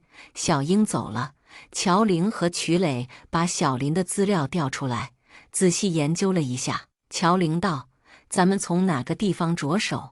曲磊伸出手，指了指合同上小娇的名字，抬起眼帘道：“她的肚子。”仔细来想，一切的根源好像是儿子。二人说干就干，当晚就赶去了小林经常去的酒吧，但是没找到小林的人。乔玲和曲磊稍微打听了一下，得知小林出手阔绰，有很多的朋友，这些朋友大多都是小青年，一个个都不满18岁。乔玲还打听到，小林和小娇就住在不远，两人在附近小区租了一套房子，每天白天睡觉，晚上出来活动，一般都是呼朋引伴，吃了饭就去酒吧嗨。他们并不去小英知道的酒吧，而是早已经换了据点。只不过他的朋友们都认识小英，所以小英来找人的时候没说实话。果然是社会我林哥，人狠话不多。要不是乔玲也装作社会青年，还真就打问不出来了。他和曲磊很快去了小林和小娇常去的酒吧，却仍然没找到人。打听了一下，小林的确经常在这里出没，只不过今天刚好因为有事没出现而已。他当即与曲磊分工蹲守。小娇虽然怀孕，可惜一点都没有孕妇的意识。以前小英怀了小英，还知道在家安胎，再也不去夜店这种场所，再也不喝酒，知道保护自己的孩子。可惜小娇怀了小林的儿子，却一切照旧，跟以前没有任何的区别，每天喝得烂醉，泡吧 K 歌撸串，忙得不亦乐乎。小林竟然也没有任何的怀疑，真是一群艺高人胆大的主。蹲守了3天，小娇和小林出现了，一出现就前簇后拥的架势，真跟社会大哥差不多。一群15、16岁、17、18岁的男男女女，稀稀拉拉从街上走来，一路进了酒吧，酒水只管点，果盘随便选，所有人都在敬小林的酒。小林长得有点像林更新，讲真挺帅的，可能500年前是一家。小林遗传了他们林家的优点，这个长腿小哥哥坐在人群中央，非常的亮眼，根本不像是吃软饭的男人，举手投足间真就是一个花花公子，一个富二代的逼格。也难怪当初小英会看上他，一个前凸后翘的嫩妹坐在他旁边，眉目之间都是妩媚风情，那种脆嫩水蜜桃的风情。你说她成熟吧，她透着稚嫩青涩；你说她青涩吧，她浑身都是成熟的味道，圆润的脖颈，饱满的白兔，一手掐的小蛮腰，丰满的臀，还有一双裸露的大长腿。也才14岁啊，竟然就发育得这么良好了。乔玲想了想自己14岁的时候，唯一的印象是留着板寸，穿着校服，在校运动会上参加即兴跳沙坑的样子。那就是一个未分雌雄的运动健将啊！不仅跳沙坑厉害，就是100米接力赛、400米短跑、800米中长跑、1500米长跑、跳高掷铅球，那都是年级组第一，真的没法跟这个嫩妹比。是的，这位嫩妹就是小娇，怀孕3个月，仗着肚子里儿子的事，欺压小英的彪悍小三。小娇坐在小林的旁边，黄卷发白皮肤，喝得挺嗨。乔玲真有点看不下去了，小娇肚子里的孩子，人家小英好歹还打算养着的，就这么把客户预备要的儿子搞得这么凄惨。乔玲觉得她应该做点什么，索性她渐渐转移阵地，到了小娇的身旁。小娇听着嗨曲，十分投入，一点没注意到她，一连喝了7、8杯酒。小娇站起身来，乔玲忙跟着她，本来是打算看看她要干嘛的，结果这家伙跑去洗手间，鬼使神差的，乔玲也跟了过去。从后面看，小娇走路的样子跟一般的小姑娘没什么两样，一点都不像是怀孕的样子。经常有新闻说，某某学校的初2女生在校园厕所里生孩子，生了之后直接冲进下水道，她跟没事人一样走了。所以乔玲也不能断定小娇到底有没有孩子。现在的女孩子怀孕生孩子就跟拉肚子上茅房一样，有没有，生没生，自己压根不知道。她一路跟着小娇进了厕所，蹲在小娇隔壁间，小娇在打电话，说得很小声，隔得这么近，乔玲居然没听清。不过一会儿，小娇站起身，开了隔断门，出去洗手去了。乔玲傻兮兮解决完内急，只好跟着出去。其实关于这个14岁的怀孕小三，她和曲磊还真不知道怎么下手驱逐，只能先跟踪，再分析情况，再想办法拆散。跟踪这一个晚上，他没找到拆散小娇和小林的方法。2个社会青年玩得可好，半点没惦记月子中心的小英，更没惦记小英的女儿。如何驱逐小三成了大问题。小娇使用过的隔断门没关，乔玲无意瞥了一眼，忽然愣了，可能是当驱三师当久了，下意识对世界观察得更仔细，更能捕捉细微的东西。他看到了隔断里抽水马桶边垃圾桶里的一张姨妈巾，而垃圾桶非常的干净，多少能估算到打扫卫生的清洁工刚刚清理过，所以里面除了一张带血姨妈巾，别的什么也没有。他眨眨眼，打开了卫生间所有的隔断，然后他挨个去看垃圾桶，每个垃圾桶都是空的，新换的垃圾袋干燥又干净。只有他和小娇使用过的隔断里，垃圾桶里有东西，一张带血的姨妈巾。小娇不是怀孕了吗？看姨妈巾的样子，可一点不像是怀孕的意思。电光石火，他脑子里一根弦动了一下，飞快地出了洗手间。打扫卫生的工人还没走，是一个上了年纪的大妈。大妈穿着酒吧特有的衣裳，正在男卫生间门口拖地。她戴着塑胶手套，挥舞着拖把，吭哧吭哧很累人的样子。乔玲忙笑眯眯走上前去搭讪：“姐姐，打扫这里很辛苦吧？都这个点了，您还没下班？”手表上的指针正指向顶部12点。大妈听到她的喊声，像是找到了知音，笑着站起身：“下什么班哟？每天晚上都要守在这里，一直要等客人走完了才能下班，隔1个小时就要进来拖一次，累得很哟。”乔玲感同身受，打抱不平道：“每个小时都要打扫，那多累人呐！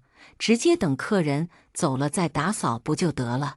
你们酒吧的要求也太高了。”大妈更加不满意：“没办法呀，来酒吧的人干啥的都有，要不到1个小时，厕所头就脏得很了，吐得到处都是的，还有卫生纸丢得到处都是的，还有大妈推着拖把继续朝前走。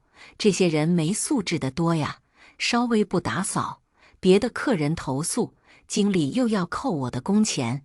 他站在灯光朦胧的过道里，瞧着乔玲。咦，你这个妹儿咋来酒吧不喝酒男？看来你是个好人。乔玲笑嘻嘻道：我跟我们老板来应酬的，我不喜欢喝酒。对了，姐姐，刚才你打扫女卫生间，看没看到一个美女进去啊？大妈脑袋摇了摇，十分肯定道：没的哦，我刚刚才打扫了女厕所，一个人都没进去哦。对了，你是第一个。乔玲又跟他瞎扯了两句，聊得大妈家长里短，说了许多酒吧内幕，这才顺着过道回去了小娇那里。这群人的夜晚才刚刚开始，小林和小娇必然还没走。他们的夜晚灯红酒绿，夜夜笙歌，跟孩子没有一毛钱的关系，跟哺乳期的小妻子也没有一毛钱关系。乔玲觉得很火大，小娇还在喝酒。乔玲盯着她的肚子看了1分钟，借着摇曳的灯光去找曲磊，拉着曲磊直接出门。曲磊不解其意，问道：你不是要跟踪他们吗？怎么出来了？小娇很可能根本没怀孕，她说出推断。曲磊挑眉：你怎么知道？她还真没看出来，怀孕3个月的孕妇轻易也确实看不出来呀。他继续道：我看到她大姨妈来了，基本上可以确认她没怀孕，但还需要进一步的确认是否属实。曲磊很懵逼，愣了一下，才醒过味道来。这么说，她是假装怀孕，骗小林的，目的就是为了逼走小英，从而跟小林在一起。乔玲点点头，很有可能，毕竟小英已经说了，她一直以为小林是富二代。这天晚上，乔玲和曲磊很晚才回去翡翠港，一直跟踪小林和小娇，直到他们回到出租屋才离开。没有窃听器，等在外面也没什么卵用。乔玲想给小英打个电话，先给她吃1颗定心丸，可惜仔细一想，觉得暂时没有必要。目前的事态都只是怀疑，乔玲还没有确切的证据证明小娇是假装怀孕。如果最后姨妈巾是假的，怀孕是真的，小英的感受岂不是一刹地狱一刹天堂？太折磨人了。第2天一早，乔玲和曲磊分工合作，前往小林租住的小区安装窃听器。一方面是安装窃听器，一方面是打听小娇是否真的怀孕的问题。一大早，小娇和小林睡得像死猪，完全没有起床的意识。乔玲无奈，只能让曲磊等。2人等到中午12点，还没有看到小娇和小林出门，已然死心了。正要从小区离开，却看到一个13、14岁打扮成熟的女生挎着坤包往小区里走。直觉，乔玲觉得女孩子和小娇是一路人。果不其然，女孩子径直去了小娇家门口。她没敲门，而是打了个电话。乔玲跟得远，她不敢跟得太近，只能装模作样地站在窗户边听动静。女孩子道：娇娇，你在不在？我有事儿找你。电话突然挂断了。女孩子还不明白怎么回事，防盗门就打开了。小娇穿着睡衣，顶着一张浓妆艳抹却掉了颜色的脸，出现在门口。她的表情很严肃：不是跟你说这几天别来了吗？你怎么来了？我不是没钱了吗？准备找你要点。女孩子说话理直气壮，小娇一把捂住她的嘴巴，眼睛四处瞟了瞟：你给我小声点，等我一下。女孩子没吭声，小娇松了手，又回去家里，一会儿就出来了，手里捏着100元钞票，大概有2000块钱的样子。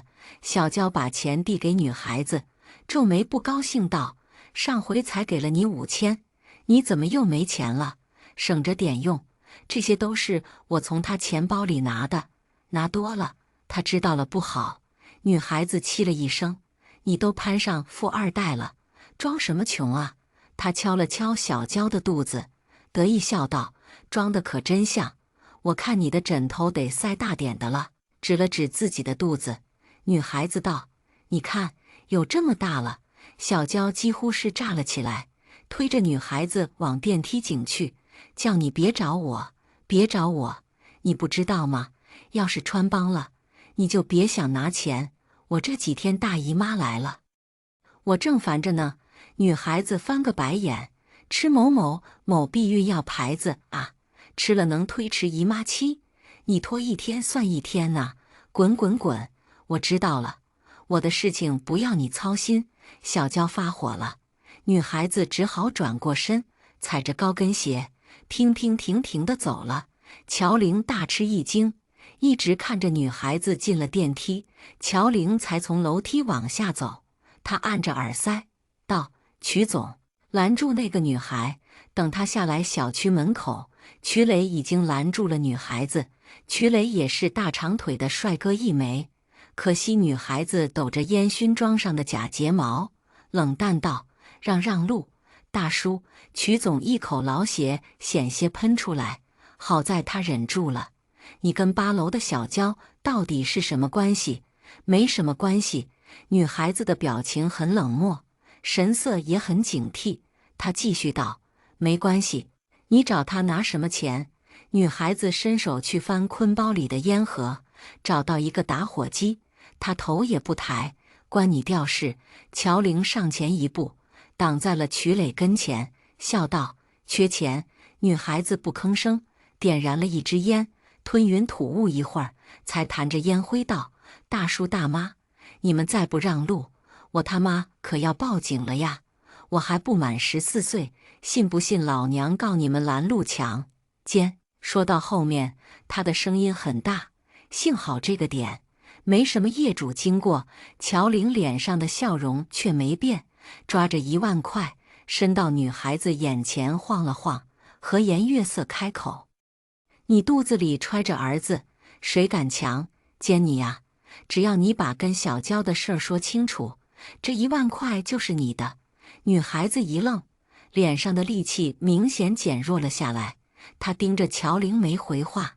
乔玲道：“你跟小娇关系不算很好吧？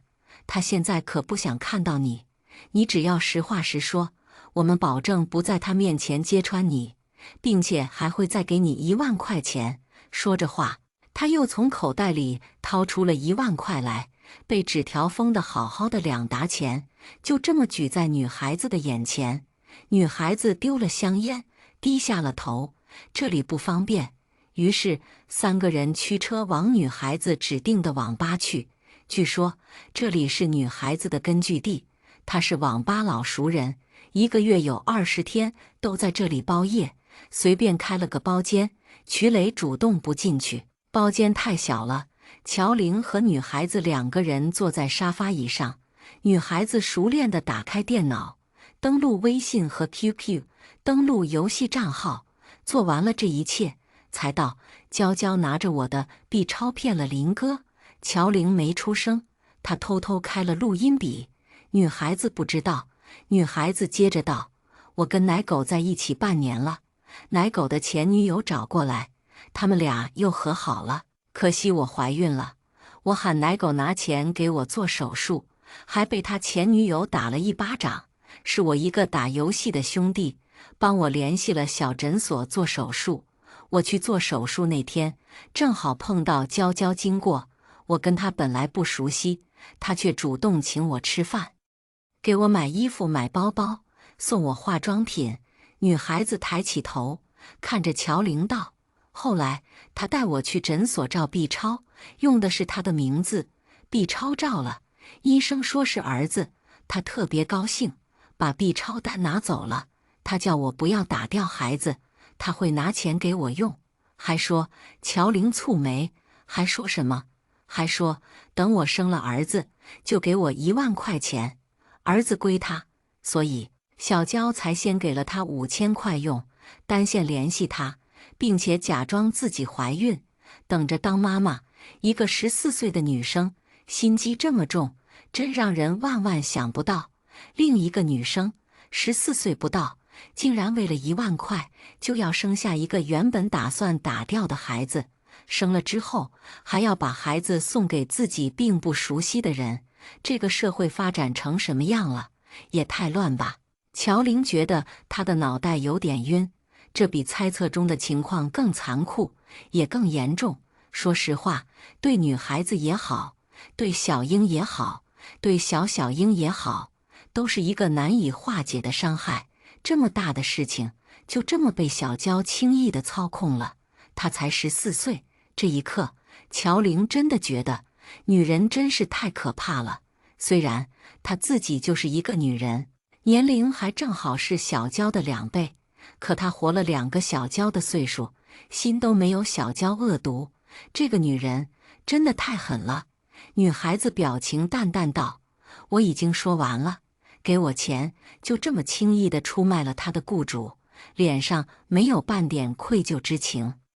尽管她和小娇的雇佣关系很不正当，这是一群还没有形成正确3观的小少年们，却是一群价值观已经严重扭曲到可怕的人。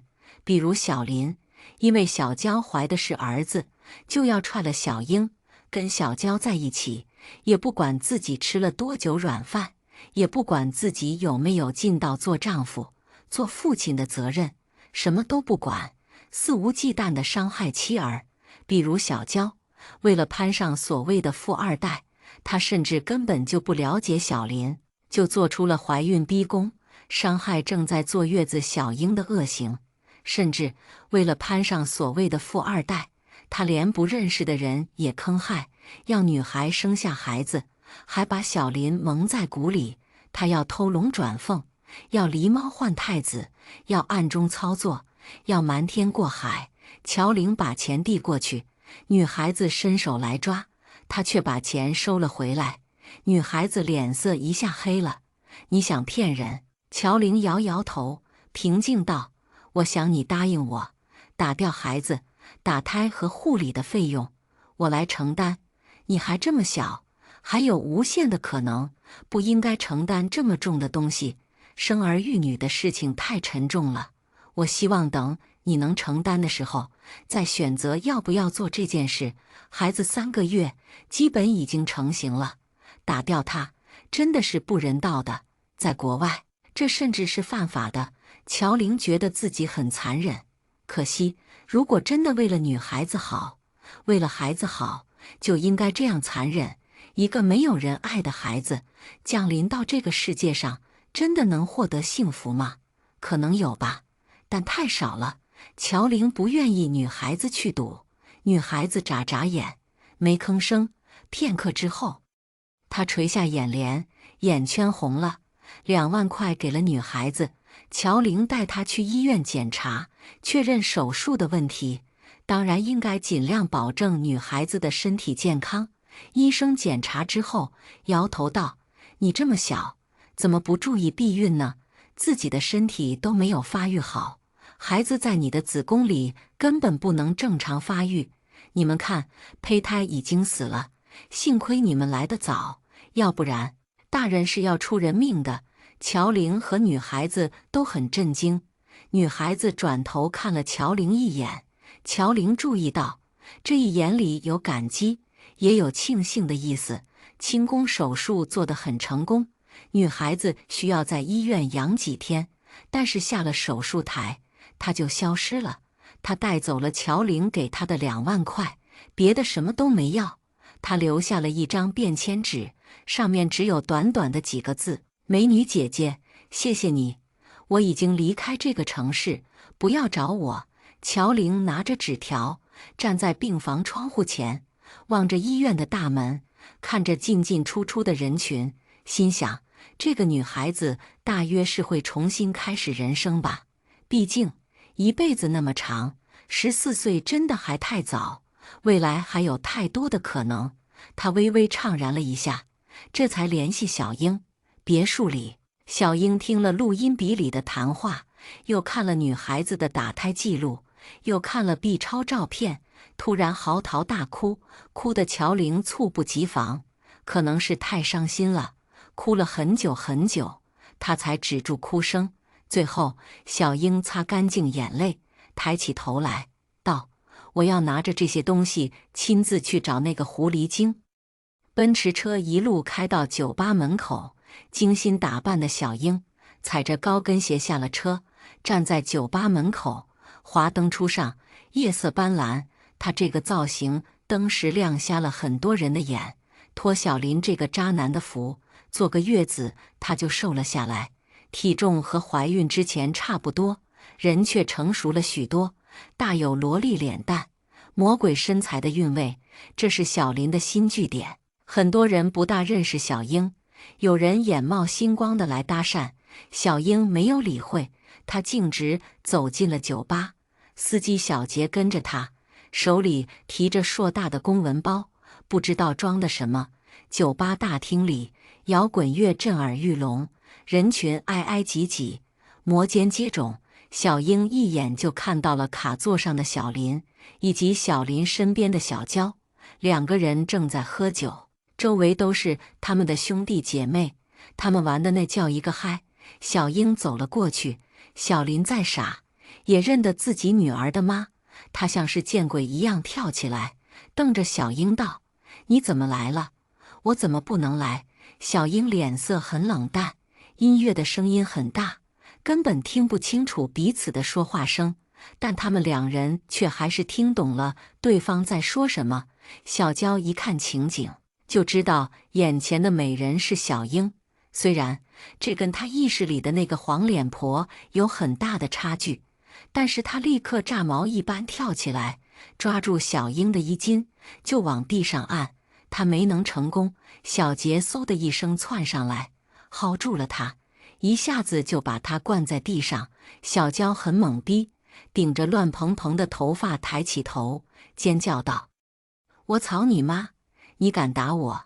此时此刻，小林早已坐不住了，飞快抓住小杰的袖子，准备跟小杰单挑。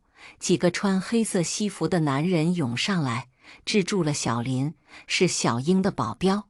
眼前已经乱糟糟一片了，酒吧里音乐声太大，并没有人察觉，嗨曲还在继续，摩肩擦踵，灯红酒绿，晃得人眼花缭乱。保镖抓着小林，小杰扭着小娇，几个人出了闹哄哄的酒吧。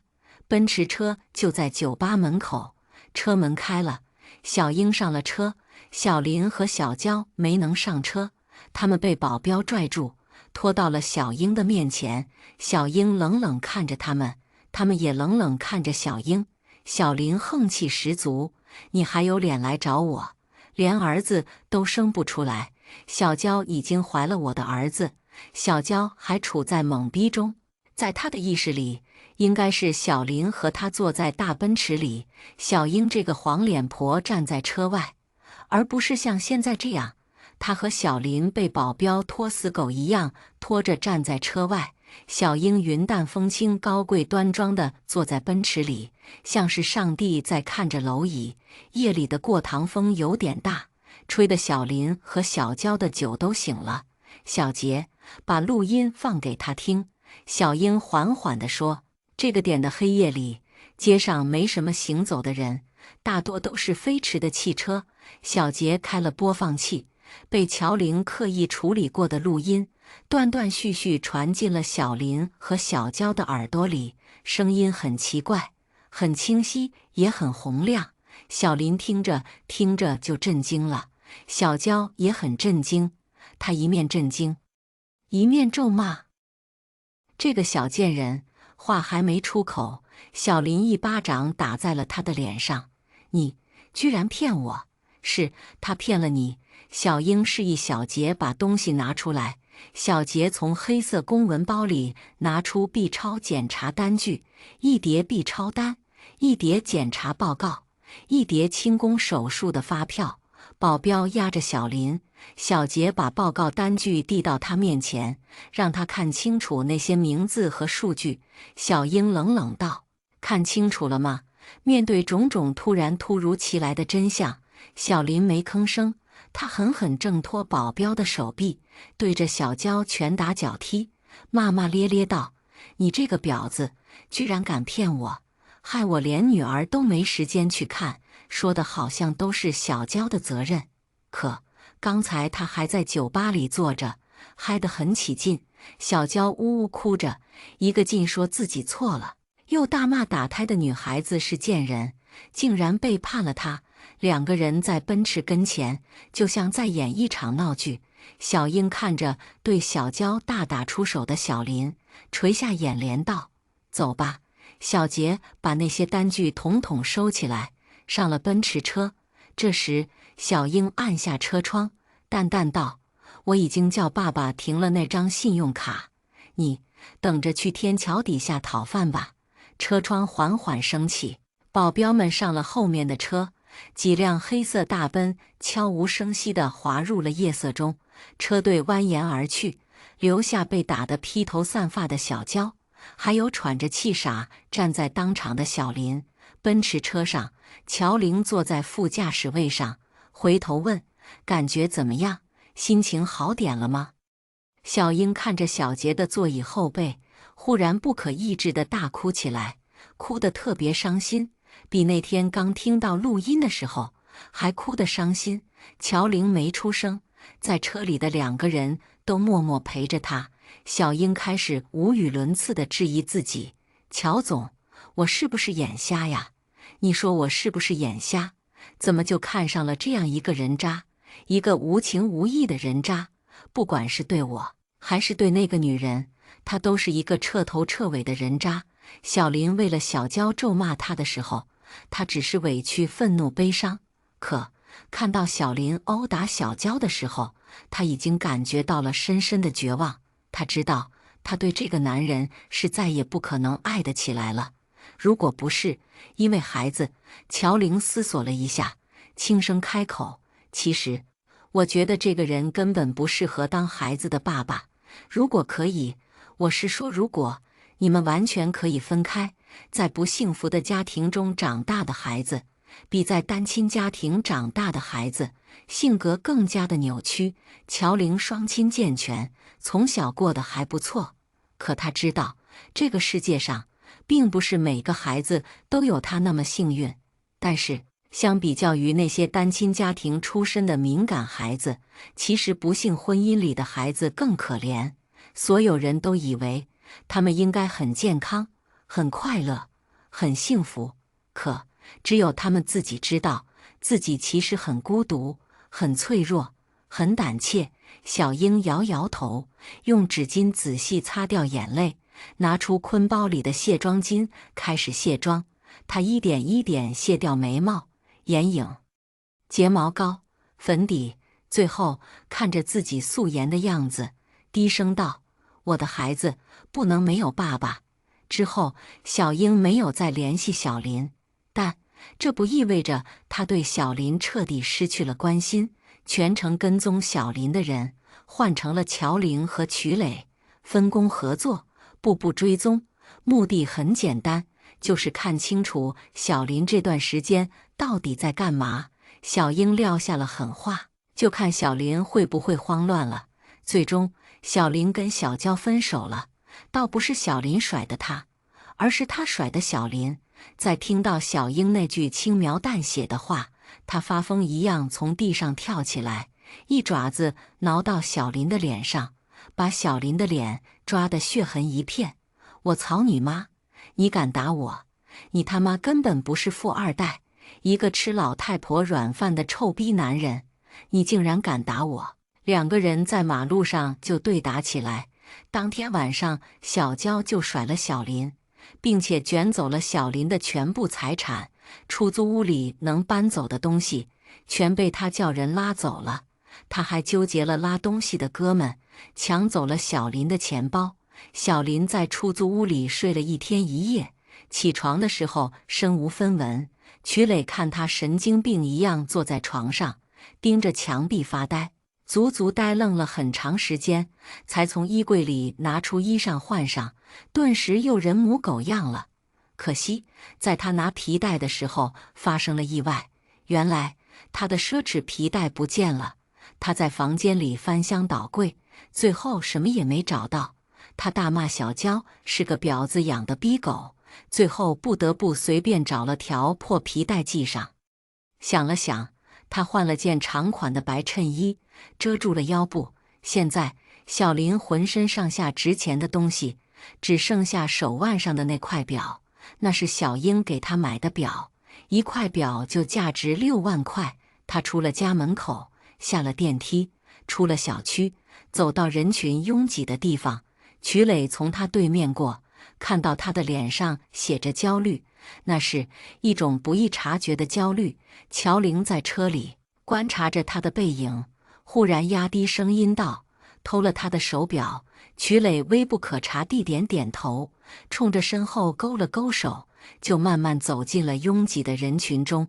不过5分钟时间，小林突然在人群中炸开来，他大声嚷嚷道：“有人偷了我的表！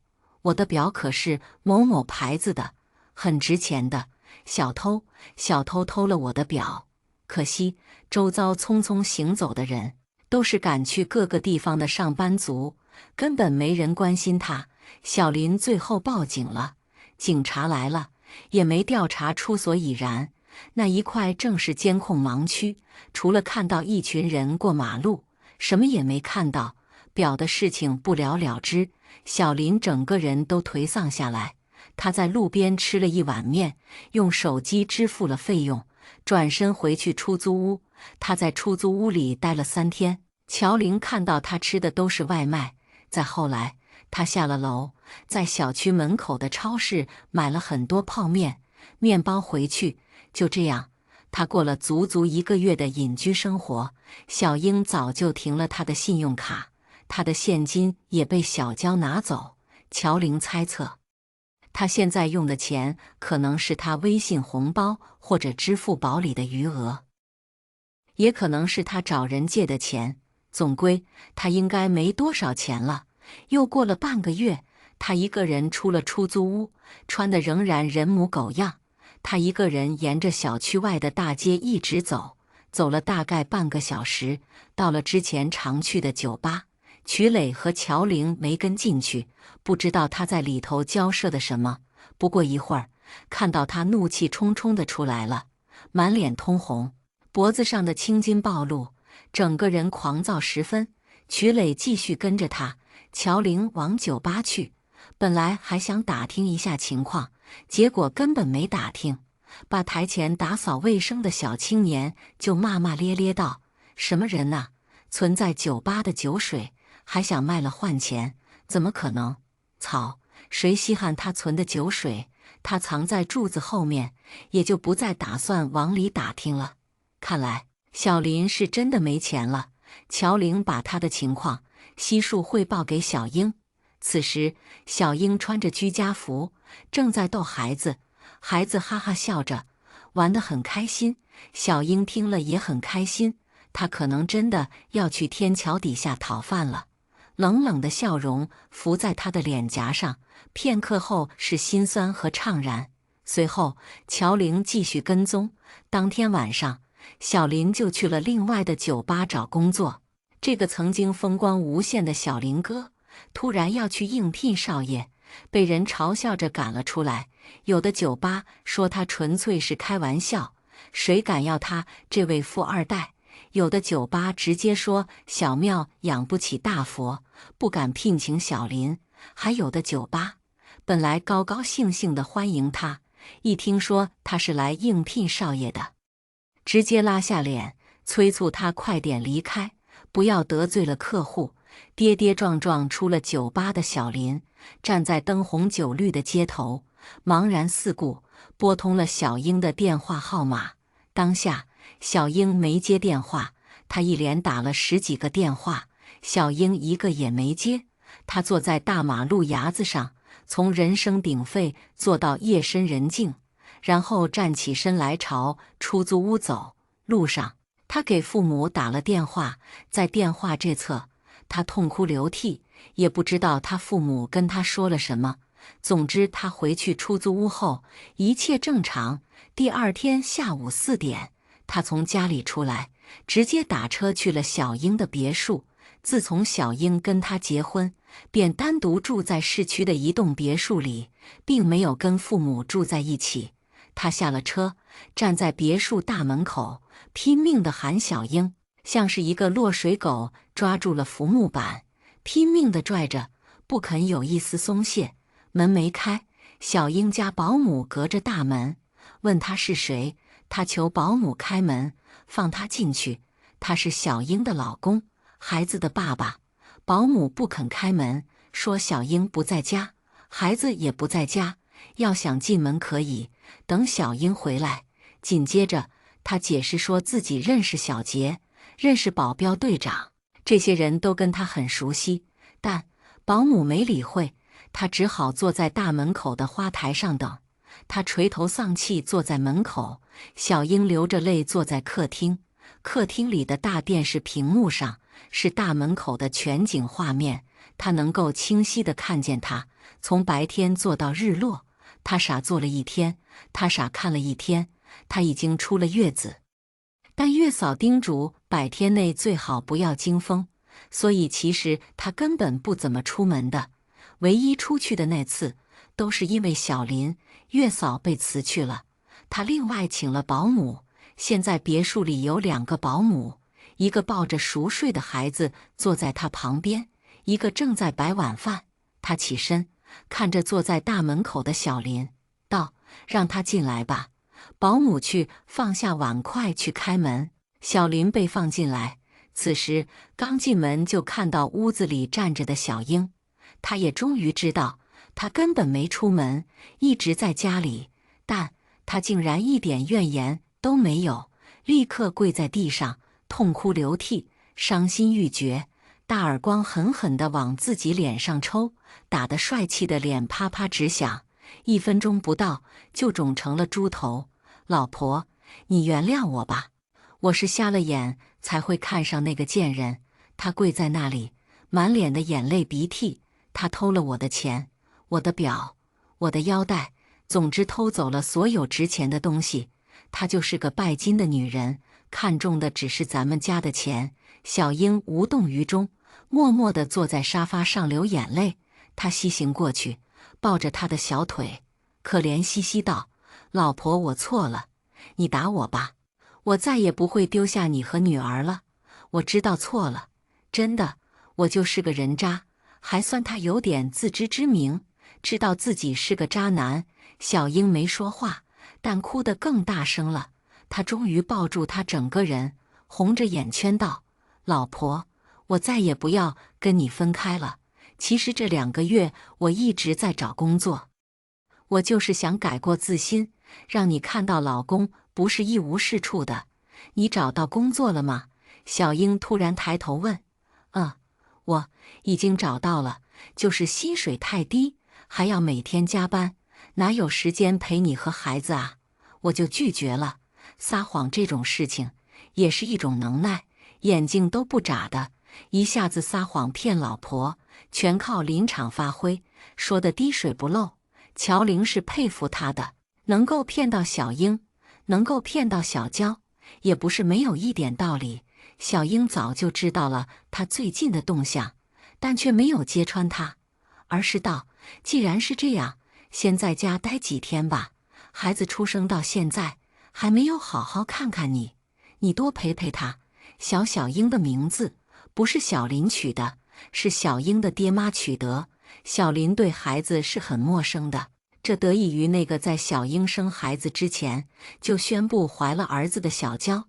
正说话，孩子醒了，保姆把孩子抱过来，孩子不哭不闹，水汪汪的大眼睛很像小英，因为已经2个月大，小脸基本上长开了，看上去非常的漂亮。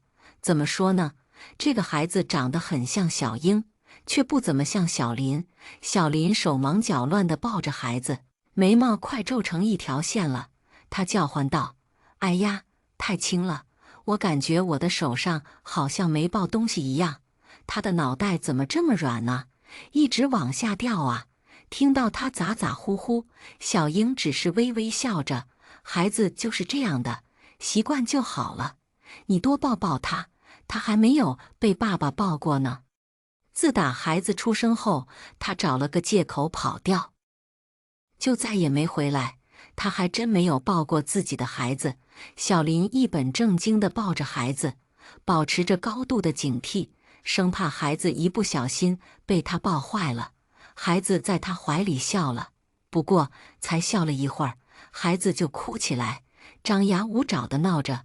小林像是丢烫手山芋一样，把孩子丢到小英的怀里，哇啦哇啦叫着。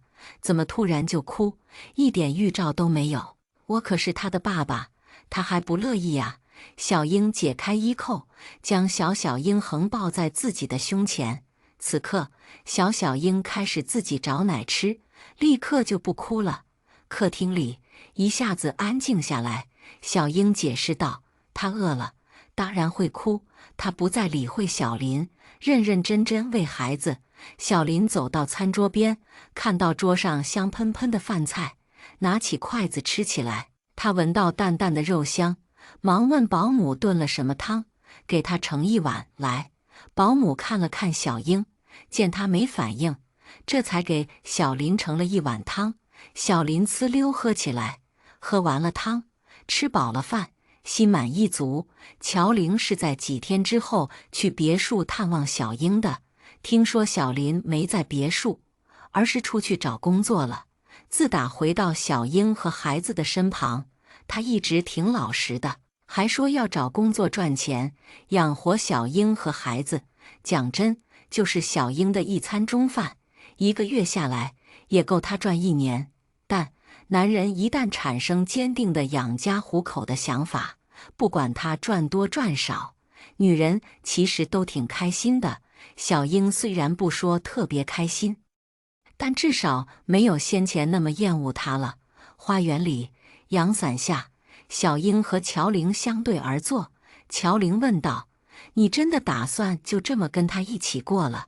小英才16岁，就算生了孩子，她也仍然很年轻。虽然她哺乳期从来不化妆，但她素颜的肌肤仍然很棒，一看就是年轻水嫩的味道。小英沉着脸，能怎么办呢？孩子需要爸爸。你没见到小英这2天都乖多了。不可否认，有爸爸妈妈一起陪伴的孩子，真的比没有人陪伴的孩子开朗活泼可爱得多。不可否认，这里面有小林的功能。但乔玲迟疑道：“可是他这个人，我看就不像是会照顾你们母女的料。”小英没抬头看着他道：“我们合作的目的就是赶走小三，让我老公回归家庭。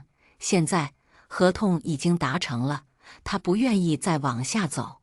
再往下走，小林不会安分守己，他们的婚姻还有许多的凄厉风雨。”乔玲想要劝解他多思考，考虑清楚，可他显然不打算继续思考下去。在他的眼里，孩子的幸福快乐必须建立在完整家庭的基础之上，孩子不能没有爸爸。一旦离婚，按照小林和小林家人的性格，孩子一定会失去爸爸。他不愿意看到这样结果，他不想看到小英没有爸爸，他不想他捧在手心里的小公主成为一个单亲家庭的孩子，成为一个没有爸爸的问题儿童。他希望小英能够开心快乐地长大，能够享受到有父母关爱的家庭的温暖。只能说，小英考虑的真的太多，太长远。有句话怎么说来着？越是文化层次高的人，越不容易幸福，因为知道的太多，或者说顾虑太多，反而没办法随心所欲。乔玲觉得小英就是这样人，但小英的文化水平显然并不高啊。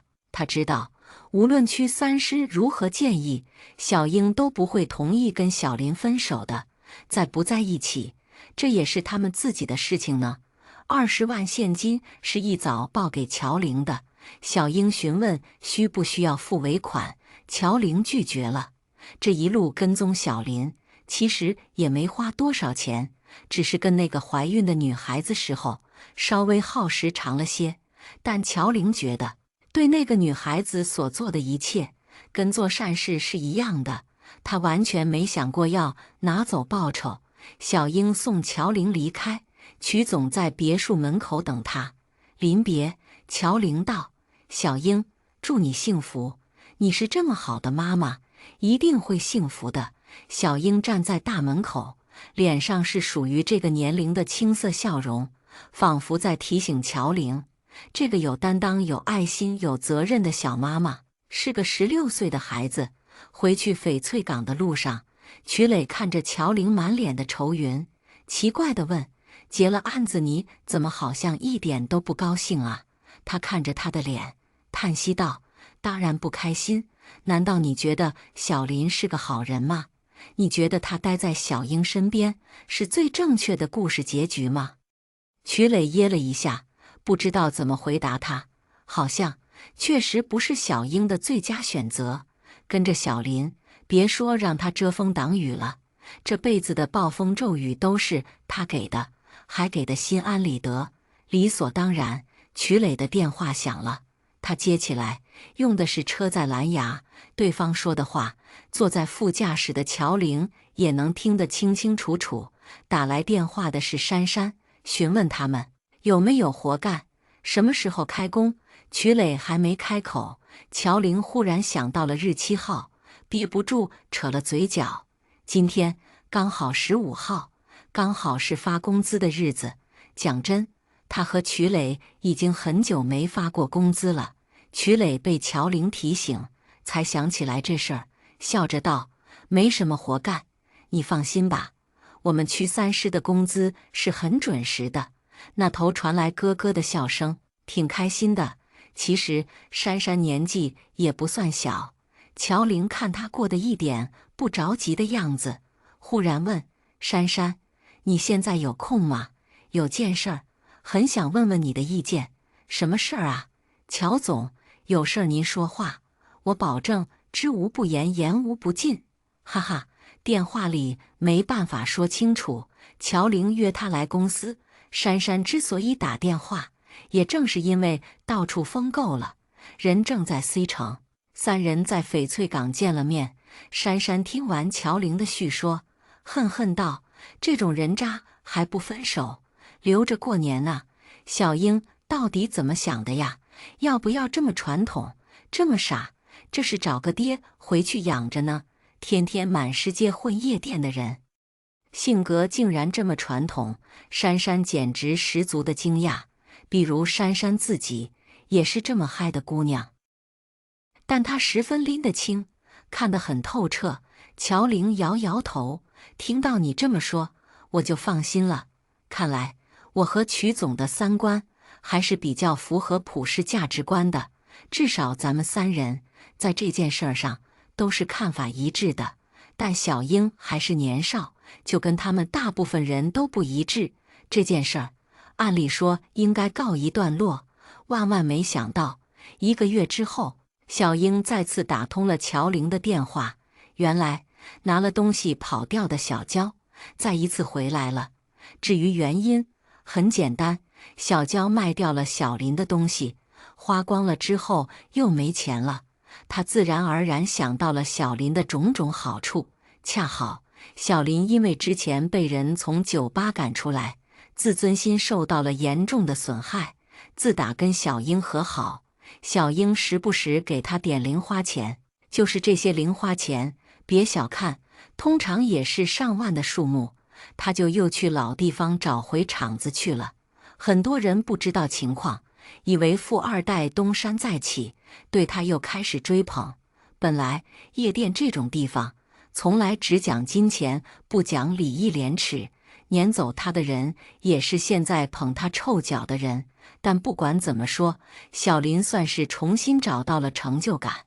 而小娇就是这个时候出现的，又是一套戏码，痛哭流涕承认自己的错误，并且保证再也不假装怀孕逼宫，说愿意做小三，承认小英大房的位置，动作行云流水，与当初小林向小英承认错误的时候如出一辙。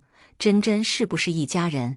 他不进一家门，物以类聚，人以群分。小林很自然地原谅了他，他连小林当街殴打他这样的劣迹都能原谅，他又有什么不能原谅他的呢？两人很快如胶似漆，但小林再也不跟他租房子住，每天晚上雷打不动回家，当个好丈夫、好爸爸，扮演着好角色。本来小英也没发现什么问题，是有一天，他让小林开车带着他和小英去附近山上摘樱桃的时候，发现了他车后座的缝隙里有一个用过的避孕套，里面满满当当、黄黄白白，恶心的他直接吐了。问他原因，打死不肯承认，说是借车给朋友开，朋友在车上乱搞的，跟他没有一分钱关系。小英知道他的秉性，直言他不说实话。他立刻拿着避孕套去医院做 DNA 检测，看他气势汹汹，一点不退步的样子，他只好承认了。人一旦被人攻破了第一道防线，就很容易被人攻破第二道防线。他承认避孕套是他用的之后，接着就承认了他跟小娇和好的事情。小英气得吐血，一家三口是怎么在樱桃基地打道回府的，他都记不得了。最后，小林被关在别墅不准出去，那台价值20多万的帕萨特也被收缴。小林主动跟小娇说分手，删除了微信，拉黑了 QQ， 还取消微博关注，总之乱七八糟的联络方式都清除干净。最后，小英给乔玲打电话，她是真的太伤心了，电话一通就开始哭，哭得昏天黑地，一切都跟屈三师料想的一样，狗血雷人。乔玲安慰了她之后，迅速到了别墅，并且开导她看开些。但小英毕竟看不开，这才仅仅1个月而已，她就老毛病重犯，实在太可恶。可她为了小英着想，始终没办法拿定主意，最后无法达成和解，无法达成原谅，又没办法分手，小英只好把小林再一次撵走了。这一次，小英扛不住压力，通知了自己的父母。一家几口人坐在别墅客厅里，每个人的脸色都很难看。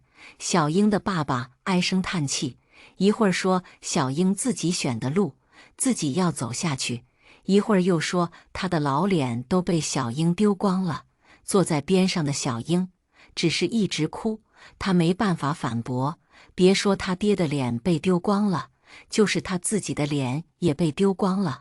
原本傲娇十足的小姐，现在成了什么鬼样？一切都拜小林所赐。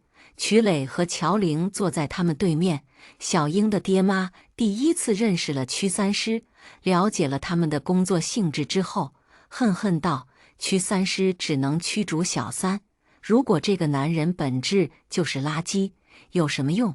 这个小三跑了，那个小三来了，一辈子赶都赶不尽。小英的妈妈抱着怀里的孩子，落泪道：看我们孙女多可爱哟，摊上这样的爸爸，真的是上辈子造孽呀。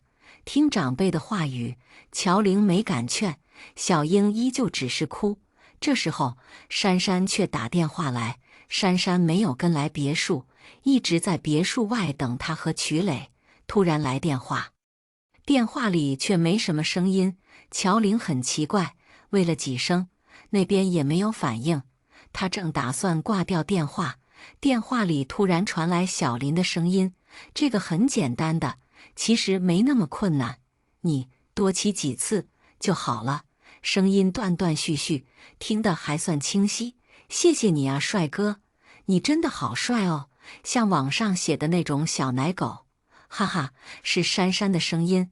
我第一次骑小 X 车，真的不会用呢，真不好意思，没想到会撞到你。还是珊珊的声音。听这几句话，大概推断出珊珊扫共享单车骑，结果因为很少骑车，撞到了小林。小奶狗，你去哪儿啊？要不要去姐姐家里呀？姐姐家里的大床可是很舒服的哦。珊珊发起嗲来，一般的男人都是招架不住的，毕竟那是个静如处子、动如脱兔的大美人啊。要妩媚有妩媚，要性感可性感，要可爱能可爱。小姐姐，你不会是骗我的吧？小林的声音明显有了笑意，一点都听不出来刚刚从别墅走出去的悲痛欲绝。乔玲开了免提，所有人坐在客厅里，听着电话里发生的一切。小姐姐，走啊，看我们谁骑得更快啊，谁先到那里，谁就先嘿嘿嘿。我就不告诉你，我一夜七次郎，号称床上小钢炮。珊珊笑得一派神往，是吗？小钢炮，你可别骗小姐姐哦。要是喂不饱我，小姐姐肯定把你圈在家里3天3夜，一定睡够本。当然不会骗你，我的子弹随时上膛，现在都能提枪上马。小林信誓旦旦，乔玲心中奔过10000只草泥马。小英已经直接发飙了，她抓着电话，愤怒地大吼道：“林某某，你去死吧！你这个贱人！”狠狠将电话摔在地上，电话烂了一地。乔玲默默看着自己的手机在地上躺尸，却没出声。小英带着家里的保镖，直接追出了别墅。没追多远，就看到了小林和珊珊骑着小 X 车在路边晃荡。奔驰车还没靠近，对面忽然飞奔来了一辆出租车。乔玲定睛一看，从出租车上跳下来的嫩妹竟然是小娇。一前一后一中间，3个女人都看着小林。这下子小林很懵逼，小娇先冲上去拉住他的胳膊，瞪着珊珊：“她是谁？林哥，这个老太婆是谁？”小林没办法解释，难道如实相告是半路遇到的小姐姐？这么凑巧，往常这片别墅区也没见什么人啊，哪里就能冒出来一个这么美的小姐姐？珊珊阳光灿烂地笑着：“你不知道吧？小奶狗已经说了，他喜欢我这样成熟的小姐姐，不喜欢你这种没发育好的土青瓜。”珊珊傲娇地挺起胸脯，讲真，小娇某些部位的确没她长得好。小林百口莫辩，小娇嚎了一嗓子，就揪住了小林的耳朵：“你这个骗子！”与此同时，小英也下了奔驰车，但她没有亲自动手。她家的保镖穿着黑西装，戴着墨镜，齐刷刷涌了上去，对着小林就是一顿拳打脚踢，连带着跟小林拉扯的小娇也被打得鼻青脸肿。珊珊退到了乔玲身后，小英注意到这一幕，转头看乔玲。乔玲笑了笑，她也是屈三师。珊珊忙冲着小英调皮一笑：“我本来在你家门外等乔总和曲总的，看到你那个渣男出来，所以专门试探他，就是想让你看清楚渣男的真面目，劝你不要再上当了。”小英听着听着，红着眼圈点点头。当下，小林被揍得满脸鲜血，倒在地上，身上全都是乱七八糟的鞋印。小英走过去，居高临下地看着他，淡淡道：“从今天开始，滚出我家，滚出我和女儿的生活。你这种人不配当孩子的爸爸。”他流着泪说完了话，颓然地回到车上。众人准备离去，小英的爸爸开着车追到了，看到躺在地上起不来的女婿，他狂躁地下了车，飞快冲上去，狠狠地踹小林，一直踹到没有力气，只剩下喘气，他才恶狠狠道：“马上给我滚出 C 城，再让我看到你在这里，我见你一次，断你一根手指头。”小林满嘴鲜血，支支吾吾，说不出话来。小英回到别墅，狠狠大哭了一场。如果不是因为小林实在太渣子了，他大概还沉浸在不计前嫌、好好过日子的幻想中。可惜，渣男始终是渣男，不管在任何时候、任何地方，他都是一个靠下半身思考的动物，脑子里只装了屎。小英哭够了，抬起头来望着襁褓中的女儿，眼泪再一次不争气地流下来。都说婚后你流的眼泪都是婚前你脑子里进的水，现在来看，果然很有道理。他真的是脑子进水了，才会看上小林这个垃圾软饭男。乔玲和珊珊陪在他身旁，也不知道能说什么劝解安慰的话，只能跟着叹息一声。过了很久，小英才擦干净眼泪，道：“走到这一步，也只能走一步看一步了。总归女儿还小，我还有个女儿。”她像是忽然长大了一样，说出的话也带着成年人的味道。乔玲点点头，忙道：“你能这样想就最好了。其实你还小，人生还有无数的可能。现在最重要的是先好好保养自己的身体，再养好你的女儿。”临行，小英执意要给乔玲加工钱，乔玲坚决不收。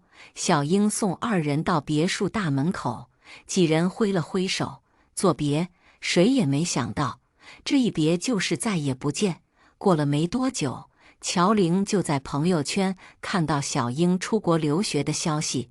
照片上的小英不曾露脸，只是拍了机票和头等舱座椅的照片出来，配文写的是再见了，时光。乔玲心里闪过一丝火花，可又不方便打听人家的隐私，只要点赞，写上加油啊3个字。可小英没有回复他。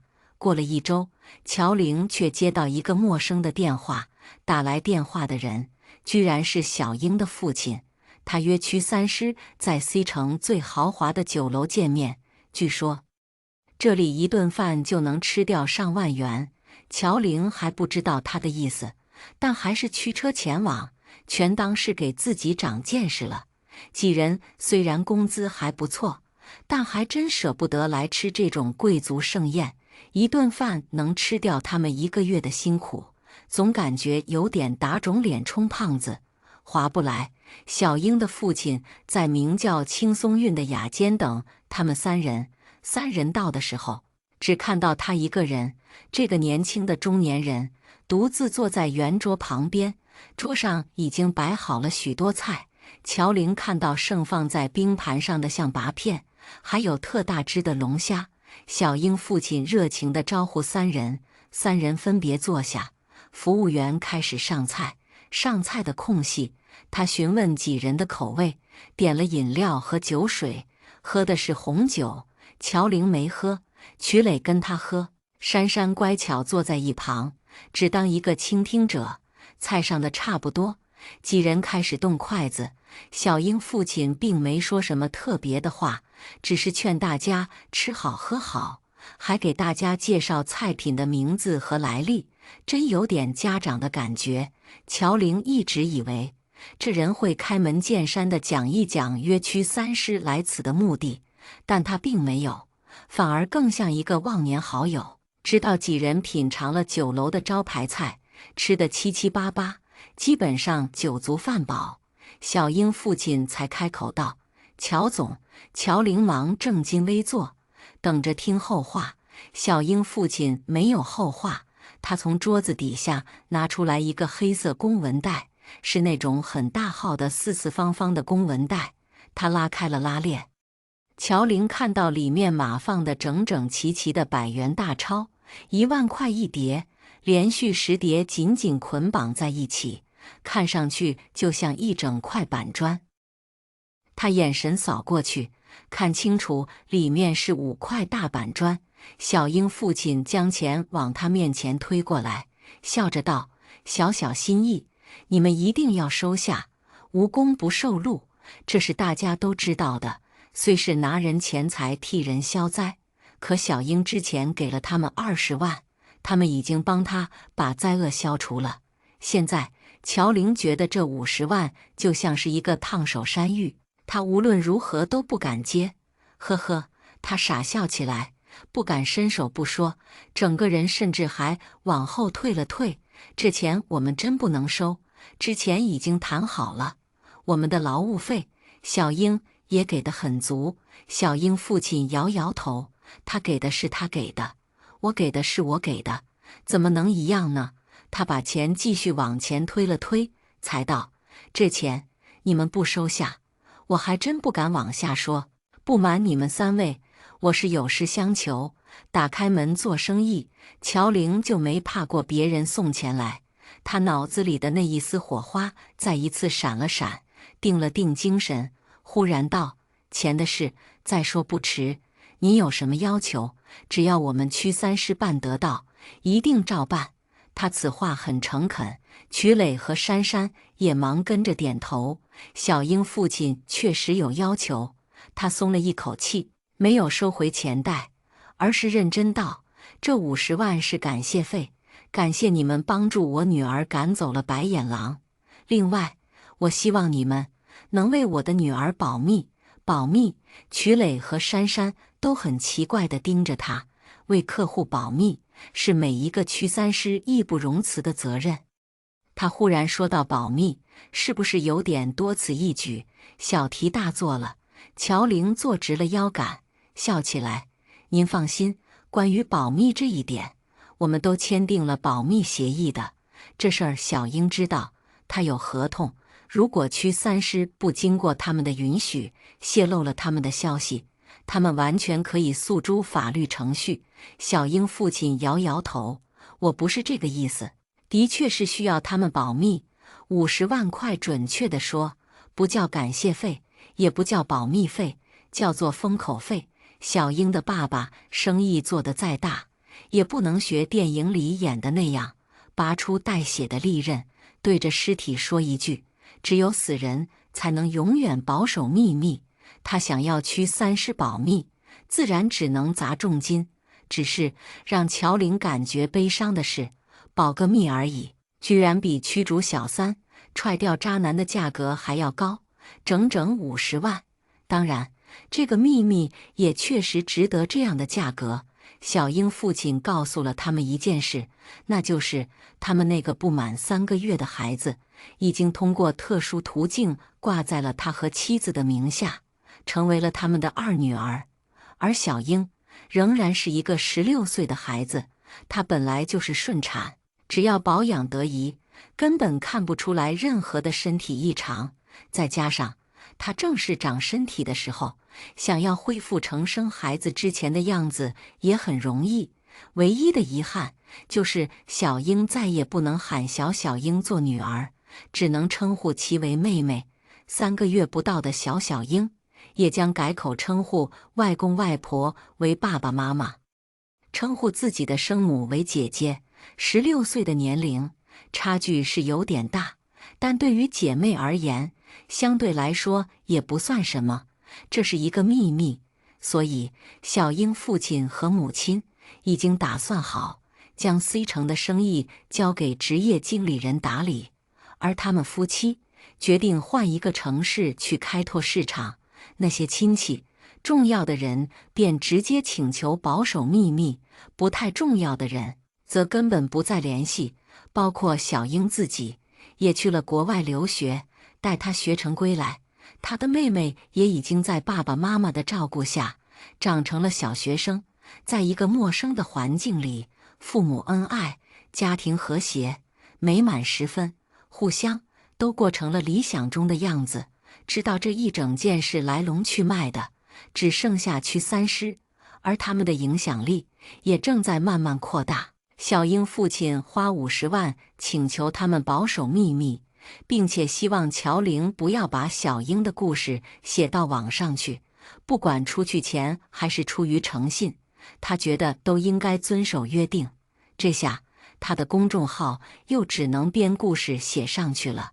小英的事情就这样结束了，彼此间甚至没有做最后一次的道别。屈三师没有将他的故事写入公众号，甚至连新的文章也没有更新。忽然之间，乔玲不知道该写什么，因为写什么都是对生活的敷衍。是的，他感觉这个社会太复杂，虽然太阳底下没有新鲜事，所有正在发生或者将要发生的事情，都是过去的人曾经发生过的故事。可是小英和小英的归宿，还是让他有些不舒服。他也说不上来哪里不舒服，只是觉得难受。那些发生的、不曾发生的，就这么随着时间缓缓抹去了。一切的人或者事情，都将以一个新的身份、新的姿态华丽转身。可是，真的可以抹去吗？真的可以重新开始吗？也许可以，可人生将加了多少欲说还休，多少欲语泪流，无法言说。50万他分了3份，他、曲磊、珊珊各1份，一人发了17万封口费。因为无法平均分配，还从业务费里补充了1万添上去。珊珊说什么也不肯要，他才来区31个月，而且统共才上了2次工，根本没出什么力，怎么能拿走17万呢？这不是一笔小数目，在 C 城这个地方，一个小公司的管理层，一年也赚不了这么多。可惜，无论他如何推脱，乔玲都不肯收回钱。乔玲只说了一句话：“这钱不是区3师给你的，是小英一家给你的，希望你能信守承诺，保守秘密。”珊珊不再说什么，收下了钱。她没有做出承诺，有很多事情不说出来也一样有效。乔玲又给曲磊额外多发了10万块，并且询问他有没有什么需要用钱的地方，如果有的话，还可以再发一些。曲磊拒绝了，最近也没什么用钱的地方，先放着吧，等我需要的时候再找你。就此，两人达成协议。虽然是合伙生意，曲磊对乔玲很信任，从来没查过他的账目，从来没有要求他拿出财务报表，一条一条仔细比对细看。即使那个兼职的会计姐姐，总是把报表做得很清晰漂亮，漂亮到如果需要从中找一点乔玲的没票据的业务报销，其实很容易。但曲磊并没这么干，这种信任让乔玲感觉很好，乔玲很开心，专程请区3师所有人一起吃大餐，包括那位兼职的会计姐姐也被邀请在列。同时，他还叫了安小云，几人在餐厅落座。安小云问起这段时间的业务，乔玲几个人默契地敷衍了几句，没有往下说。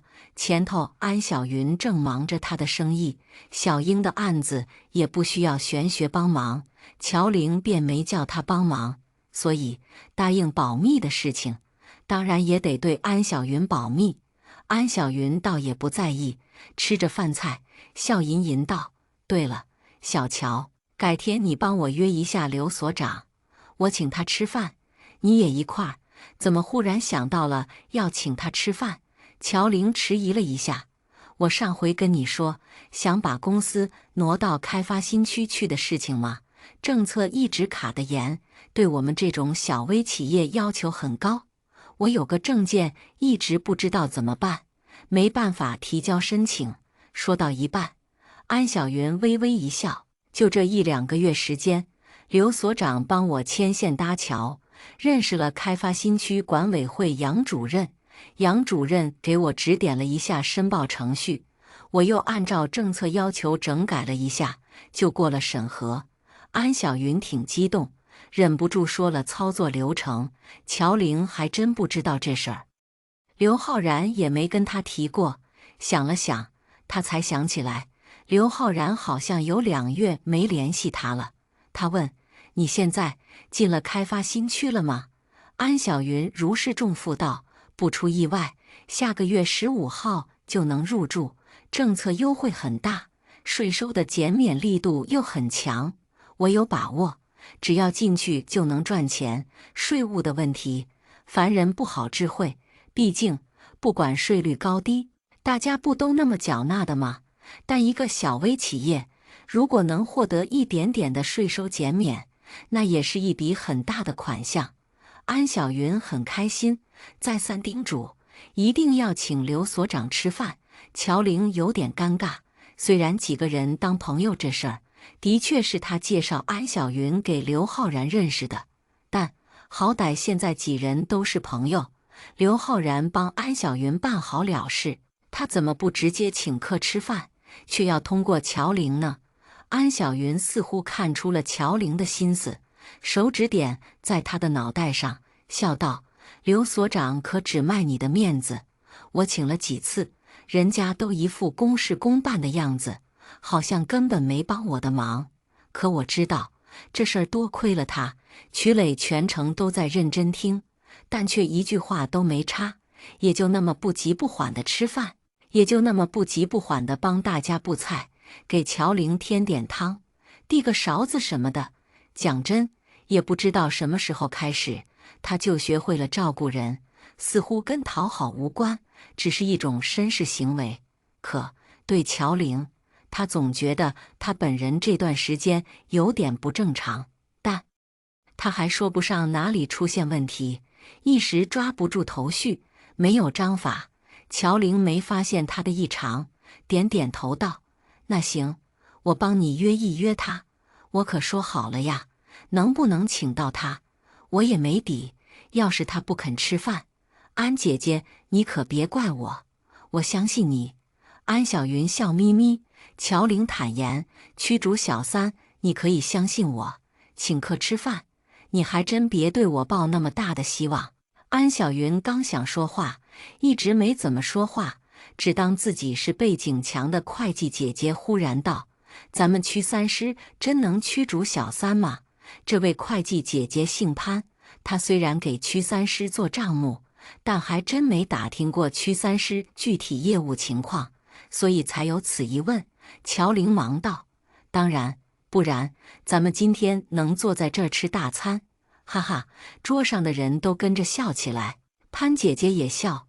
主要是前几天有人听说我在一个专门给人驱小三的公司兼职，跑到我家来了。潘姐姐住在属于员工家属大院那种，她爸爸是工人，但是生病早逝，丢下他们母女三人，苦命依偎。他们虽然住在家属院里，但其实跟家属院里的人没什么关系，平时走动也不多，熟人也有一些，但都是生疏的熟着，并不算多亲近。乔玲很好奇，问道：“找你干什么？”是院里家属的远房亲戚，一个老大爷，都60好几了，听说是个拆迁大户，看样子不缺钱，就是心情不太好。他自己简单说了几句，好像是被老婆给绿了。潘姐姐身为中年妇女，完美的发挥了其特长，把人家的底也兜了出来。乔玲道：“你怎么说的？”潘姐姐放下筷子，认真道：“我告诉他，我得问问，如果真是专门驱逐小三的公司，一定给他介绍，让他到公司来找你。区三师开业这么久，七七八八也做了好几单业务，多少见了一些客户，但还真没给老头子做过业务，感觉挺好奇的。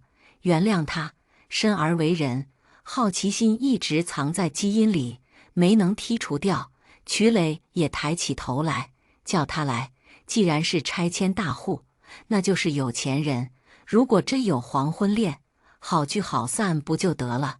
潘姐姐听到他的话，忍不住蹙眉道：“这个老大爷恐怕不是那么好聚好散吧？”1个星期之后，乔玲才看到老大爷的，看上去不算年轻，但也不老，就是中规中矩的老年人样子，穿一身旧休闲装，头发染成墨黑，有点秃顶，但不严重，人瘦瘦的，身板笔直，一点也没有弓腰驼背，眼神里透着一股子厚道诚恳。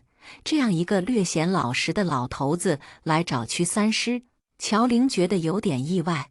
老头子是潘姐姐带来的，因为上了年纪，怕区三师是个骗子公司，所以必须要见到公司的实物才肯相信。珊珊觉得他有点古板，对他没什么感觉，但潘姐姐却很热情，介绍了一圈，还主动给老头子倒水。乔玲笑起来，自己的员工虽然是个兼职的，但也挺有归属感。作为老板，他还是很开心的。他对潘姐姐说：“大爷的事情，你就放心吧，我保证给他办好。你要有事儿，忙去吧。”潘姐姐笑着跟老大爷挥手再见。老大爷有点如坐针毡。客厅里，乔玲坐在老大爷对面，曲磊坐在电脑前，不知道在鼓捣什么。坐在乔玲边上的珊珊，穿着吊带短裙，露着大片大片的雪白肌肤，坐在沙发上化妆，瞪着眼睛对着小镜子描唇釉，嘟着嘴试了几个颜色，不太搭配裙子的颜色。乔玲扫他一眼，又看老大爷有点不自在的神态，一挥手，连珊珊一块赶走了。老大爷认真看了看他和曲磊，这才如释重负，终于开口道：“你们两个真的能打跑小三？”乔玲眨眨眼：“我们不打，我们劝退。”他看了看大爷的眼睛，笑着道：“现在都是文明社会，怎么能打人呢？我们都动之以情，晓之以理，靠感情劝退小三，以道理挽回当事人。”他端端正正坐着，道：“如果您愿意，也可以称呼我们为小三劝退师。”曲磊差点笑出来。目前为止，真个被他们劝退的小三，好像还没有一个。每一次驱逐小三，都是打得活生生的一场硬仗。开什么玩笑！小三那么好劝退，这个社会就没有那么多大婆当街殴打小三的新闻了。既然能做小三，那就不是轻易能劝退的，三言两语能劝退的，那都不叫小三，叫炮友。不过乔玲给大爷瞒了底，相对来说，老实过日子的老大爷更愿意接受小三劝退师这个职业。大爷挺满意，点点头道：“劝退好啊，劝退好啊。”说着话，人也放松了很多。您瞧，也就是换了个字而已，瞬间就从打擦边球的私家侦探，变成了居委会大妈调解家庭矛盾纠纷的角色。老大爷姓龚，这是个不多见的姓氏，他叫龚立，名字也挺特别的。他的婚姻大事还得从上个世纪讲起，那是一段包办婚姻。上个世纪70年代，秉承父母之命媒妁之言，流行媒婆说媒，相亲结婚，谁家不是包办婚姻呢？当年年轻的龚立和另一半住得不算近，也有60里路程。在那个年代，60里可算是挺远的一段路了。一般人娶妻嫁女都不会往这么远的地方折腾，但那个时代的交通可没有现在便捷，一般人家连自行车都没有，买卖过日子全靠走。所谓交通基本靠走，通讯基本靠吼，防盗基本靠狗，御寒基本靠斗。尤其是农村，那就更穷，吃饭都成问题，哪能经常在60里路上往返？爹妈做的心不邪，也不是这么耗费的。普通人家也就是在3、5里路上寻亲，或者干脆选个同村人。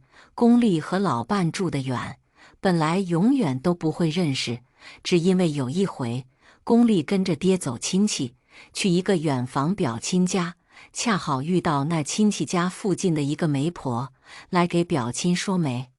那时候媒婆的地位还是挺大的，婚事能不能成，能不能娶个好妻子，能不能嫁个好男人，全靠她一张嘴。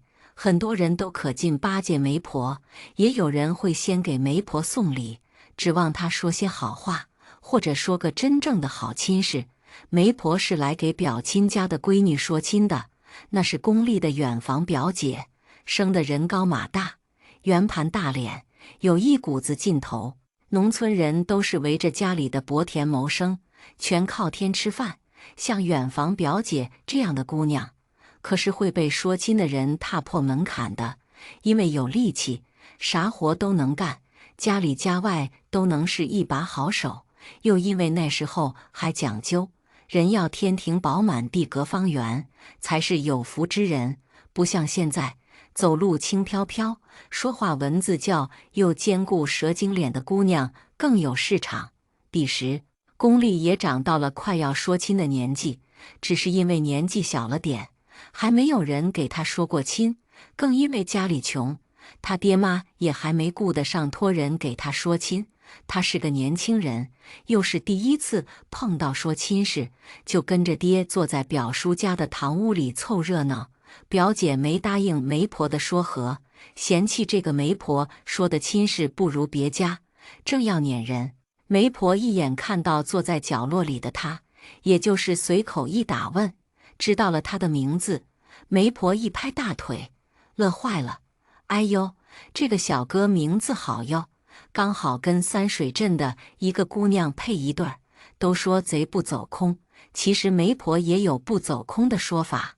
三水镇跟表姐家已经隔了镇，跟宫丽家的镇子已经隔了3个镇。这媒婆给表姐说了一个破亲事，一家人正不满意她，哪里肯听她掰扯。宫丽和爹，包括表亲一家，都觉得媒婆胡闹，纷纷撵她走。媒婆挡在堂屋门口，一只脚跨在门槛上，叫唤道：“我可没瞎说呀，真是天上一对，地上一双，找遍了咱们这地界，再也找不出第2个这么登对的。”她这么一说，众人倒是想听一听了。媒婆乐呵呵道：“别怪我卖关子，我就问一句，这个宫丽小哥是不是别镇的人？还真被他猜中了。”媒婆继续乐呵：“咱们小河镇谁家有该说亲的小伙子？大姑娘，我王媒婆心里那是一门清，我就没听过这小哥，哈哈。所以戏文里头说千里姻缘一线牵，当即拉着宫丽小哥要去给人提亲，这可吓坏了宫丽的爹。媒婆却摆摆手：“放心吧，这桩婚事保管能成。”媒婆这样一说，更加激起了人们的好奇心，就是宫丽自己也起了好奇心。媒婆却不肯说了，大概找回了点理智，赶紧松了宫丽的手，要宫丽的爹快去准备聘礼提亲。来来回回折腾了几天，才去了三水镇提亲。到了地方，女方家也很惊讶，听了来路，最后闹了个满堂笑，亲戚邻里都跑来看稀罕。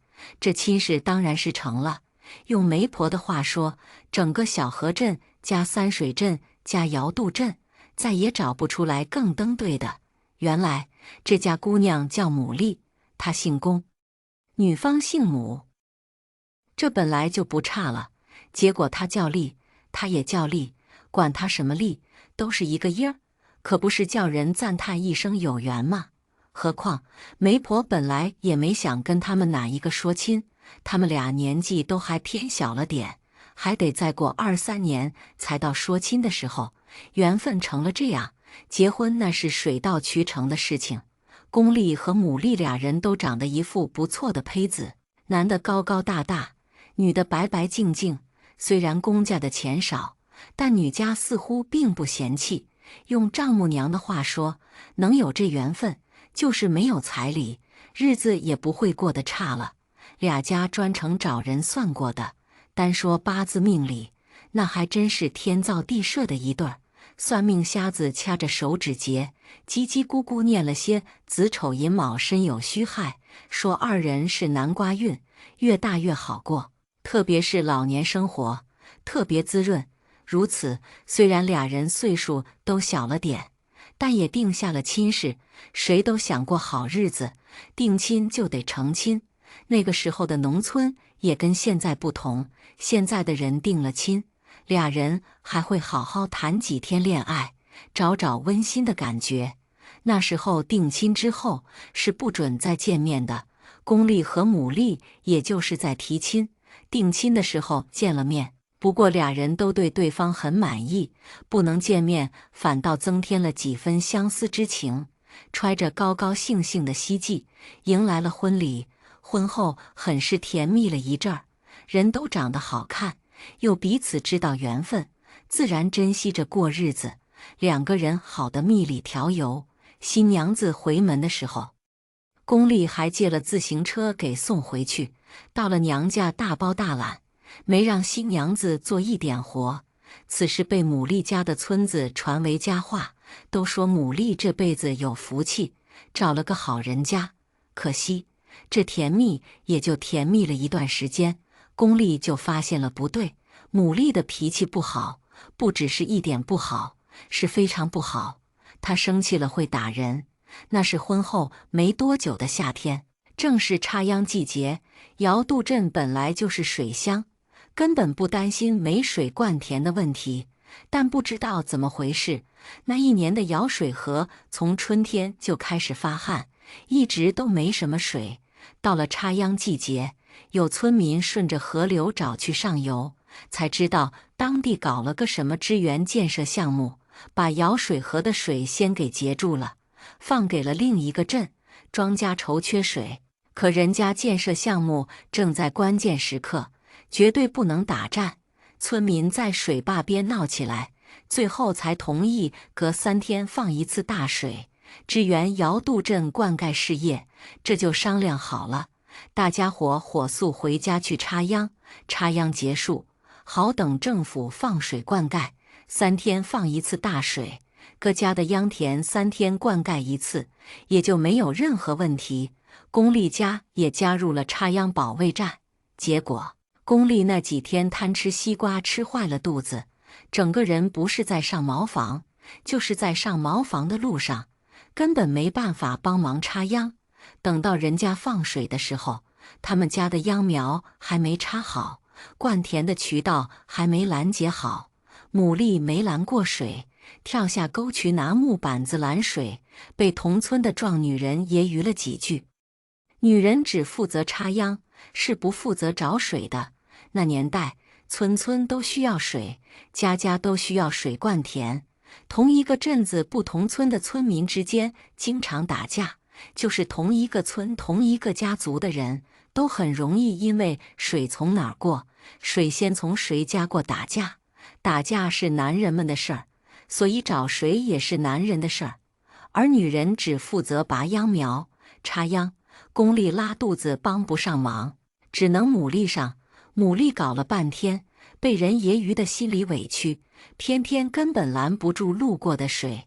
那水不拦住，水位不能高过秧田，就不能倒灌入自家田里，秧苗就没办法泡在水里，也只能眼睁睁看着大水过去。等宫丽上了茅房回来，大水已经过去了，只剩他们家的秧田里没有水，别人家的秧苗喝饱了水，绿油油的喜煞人，就他们的秧苗黄不拉几地蔫着脑袋。宫丽返回来，牡蛎就跟他干上了，根本不是干上了，而是一边倒的打起来了。牡蛎2只手照着他的脸就挠，挠得他满脸血印子，又不知道怎么得，把他按在田埂上，骑在他身上，从腰间抽出来结婚买的皮带，狠狠地抽了他一顿。那可是在村里最好的一片秧田里呀，整村的人都在插秧，都看着呢。牡蛎发了疯，宫丽也不敢还手。他本来很爱老婆，加之婚后一直被老婆管着，时不时被训斥2句，早就养成了怕老婆的性格。这下可好，被老婆打了，全村的人都知道了，更坐实了老婆是母老虎，她是耙耳朵的事实。宫丽是带着伤回去的，爹妈都是老实人，又有弟弟妹妹要抚养，早就跟他们小2口分了家，个人单过。现在牡蛎因为他贪吃西瓜吃坏肚子，错过秧苗灌溉的事儿打了他，他的爹妈也没有合理的说法去找儿媳妇算账。本来他有错，可错也不能打人啊。宫丽想不通，他不想过了。自打结婚在一起，牡蛎的脾气就一直不好，他只是没想到能不好到这种程度。成天挨骂也就算了，毕竟也一直停留在被文斗阶段，从来没上升到被武斗的层面。这下可好，当着全村人的面拿着皮带抽他，这还得了？想起婚后牡蛎对他非打即骂的生活，他决定要脱离这水深火热的日子，要离婚。上个世纪70年代，离婚这个字眼在城里都是新鲜羞耻的，更何况是农村。龚丽鼓足了勇气提出来，就被牡蛎打了一顿，她气得直哭，终于还手了。结果没打过，被牡蛎按在堂屋门口，狠狠地揍了一顿，揍得鼻青脸肿。这一回没拿皮带抽他，而是跳起来从厨房摸出来一把剁猪草的刀，扬起刀就追着他砍。老子砍死你这个龟儿子！吓得龚丽围着房子乱转圈，结果又被全村的人知道了。这还得了？这就是活生生的家暴啊！可那个年代不流行这个词语，没有谁家因为家暴离婚的，同村人看看也罢了。竟然还有人扑哧大笑的。龚丽跑去了爹妈那里，屋子里坐着一排弟弟妹妹，都看着他被打的样子，他哭了，说死说活不肯跟牡蛎过日子，宁可搬回来，一心一意帮助爹妈照顾弟弟妹妹，一辈子不娶妻，也不要跟牡蛎过。爹妈唉声叹气不吭声，弟弟妹妹吓得不敢吭声。他哭够了，天也黑了，院门被人砰的一声撞开了，牡蛎站在黑灯瞎火的木板门口，一屋子的人都从凳子上跳起来，以为他拿着菜刀砍过来了。结果人手里端着一海碗的猪蹄炖萝卜，是送给公婆和小姑子小叔子的，味道很香。那年代本来没什么吃的，这可是农村上等的好菜。弟弟妹妹欢腾着围在桌边吃起来。公婆想说什么，可惜人太老实，憋了半天没憋出什么话来，只唉声叹气去照顾几个小的去了。只有龚丽不领情，梗着脖子，壮着胆子要离婚。牡蛎低眉顺目站在门槛外头，有点不好意思道：“我好像揣起了，婚没离成，牡蛎怀孕了。公婆喜滋滋的要抱孙子，龚丽自己也要当爸爸，怎么好再去离婚，日子重新过起来？”牡蛎安分了一段时间，仍然因为鸡毛蒜皮的事情打骂他，就算他抗争也没用，一次比一次打得狠。他虽然怀着身孕，但性情并没什么改变。人都说母爱使人温柔，可龚丽没看出来他啥地方温柔，直到孩子月份慢慢大了，牡蛎动弹都困难，才算消停。龚丽偶尔送他回娘家，才知道当初丈母娘说不要彩礼也愿意的实情。母家自来就是本村的一恶，他们家不管男的女的，都是一言不合就干仗的人。从牡蛎70岁的祖爷到牡蛎8岁的妹妹，都是一把打架的好手。用他们同村人的话说，你看到他们家的人挽袖子，就知道他们要打人了。他们家天生神力，甭管男女，都有一股子好劲。同村的男人也打不过他们家的女人，所以甭管他们有理没理，你也不敢去争辩，都只能尽量躲着。就这么一家人，谁敢去提亲？牡蛎虽然长得好看，但因为脾气太坏，又是个要打人的女人，谁也不敢去提亲，怕一言不合就惹了蜂窝，被母家人折腾。只有媒婆不知情，还给龚丽说了这门媳妇。媒婆也不是他们镇的，牡蛎一家子的事情，她还真不知道。她就是偶然路过三水镇牡蛎家，听说牡蛎姓牡，还没许亲，仅此而已。所以说缘分这东西多奇妙啊！有时候龚丽真后悔自己当初去表姐家走亲戚，那么远房的一门亲戚，10年也走不到一回，就那么一回就碰到媒婆，就给说了牡蛎这门亲事。但后悔没用，牡蛎不同意离婚。而且牡蛎这姑娘可能正是因为生活在那样的家庭里，她天生胆大心细，根本不怕事儿。龚丽家本来就是从别的地方迁来的外来户，全村只有他们一家姓龚，所谓单姓人，没有帮扶，注定是本村很老实的一家人。虽说不被明面上欺负，但到底也暗地里吃了很多亏，没能活得怎么扬眉吐气。多少年了都是夹着尾巴做人，生怕得罪了谁。很多时候，村民该得一份东西，他们家也没分上，没分上就没分上吧，他们家也不会去吵闹，默认了老实人吃哑巴亏，憋在肚子里。可牡蛎不这样，她自打到了公家，就完全把自己当做了公家的一份子，她的户口也从他们村迁到了公家村上。但凡别的村民家分了东西，他都会去找村长要他们家的那一份。村长要是推诿不给，他就大吵大闹。天生大吵大闹的都是有条有理的东西，村长没办法反驳。牡蛎一家子不管男女都念书，能读到哪儿算哪儿。好歹牡蛎也是个中学毕业的姑娘，在那个年代，她算个有文化的人。村长被闹得不好听，本来就没道理，只好给他。转头要是谁家揶揄他们家不要脸，吵着要东西，他就能挽起袖子跟人打架，不管男的女的，他都不怕。谁要敢揶揄他们家，他就能豁出去给人往死里打。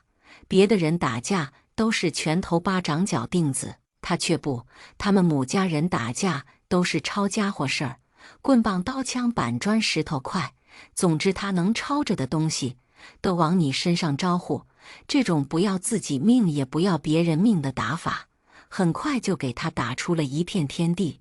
村长再也不敢坑他们家的东西，村民开会也再不敢不通知他们。女人们没人敢揶揄他，怕被他打，长得没有他好看，打也打不过他，说也说不过他，字也认不过他，算账也算不过他。你说啥都比不上他，谁愿意跟他闹？男人们也不怎么惹他，毕竟是女人，跟女人打架，这就有违古话。好男不跟女斗，关键是斗了你也斗不过呀。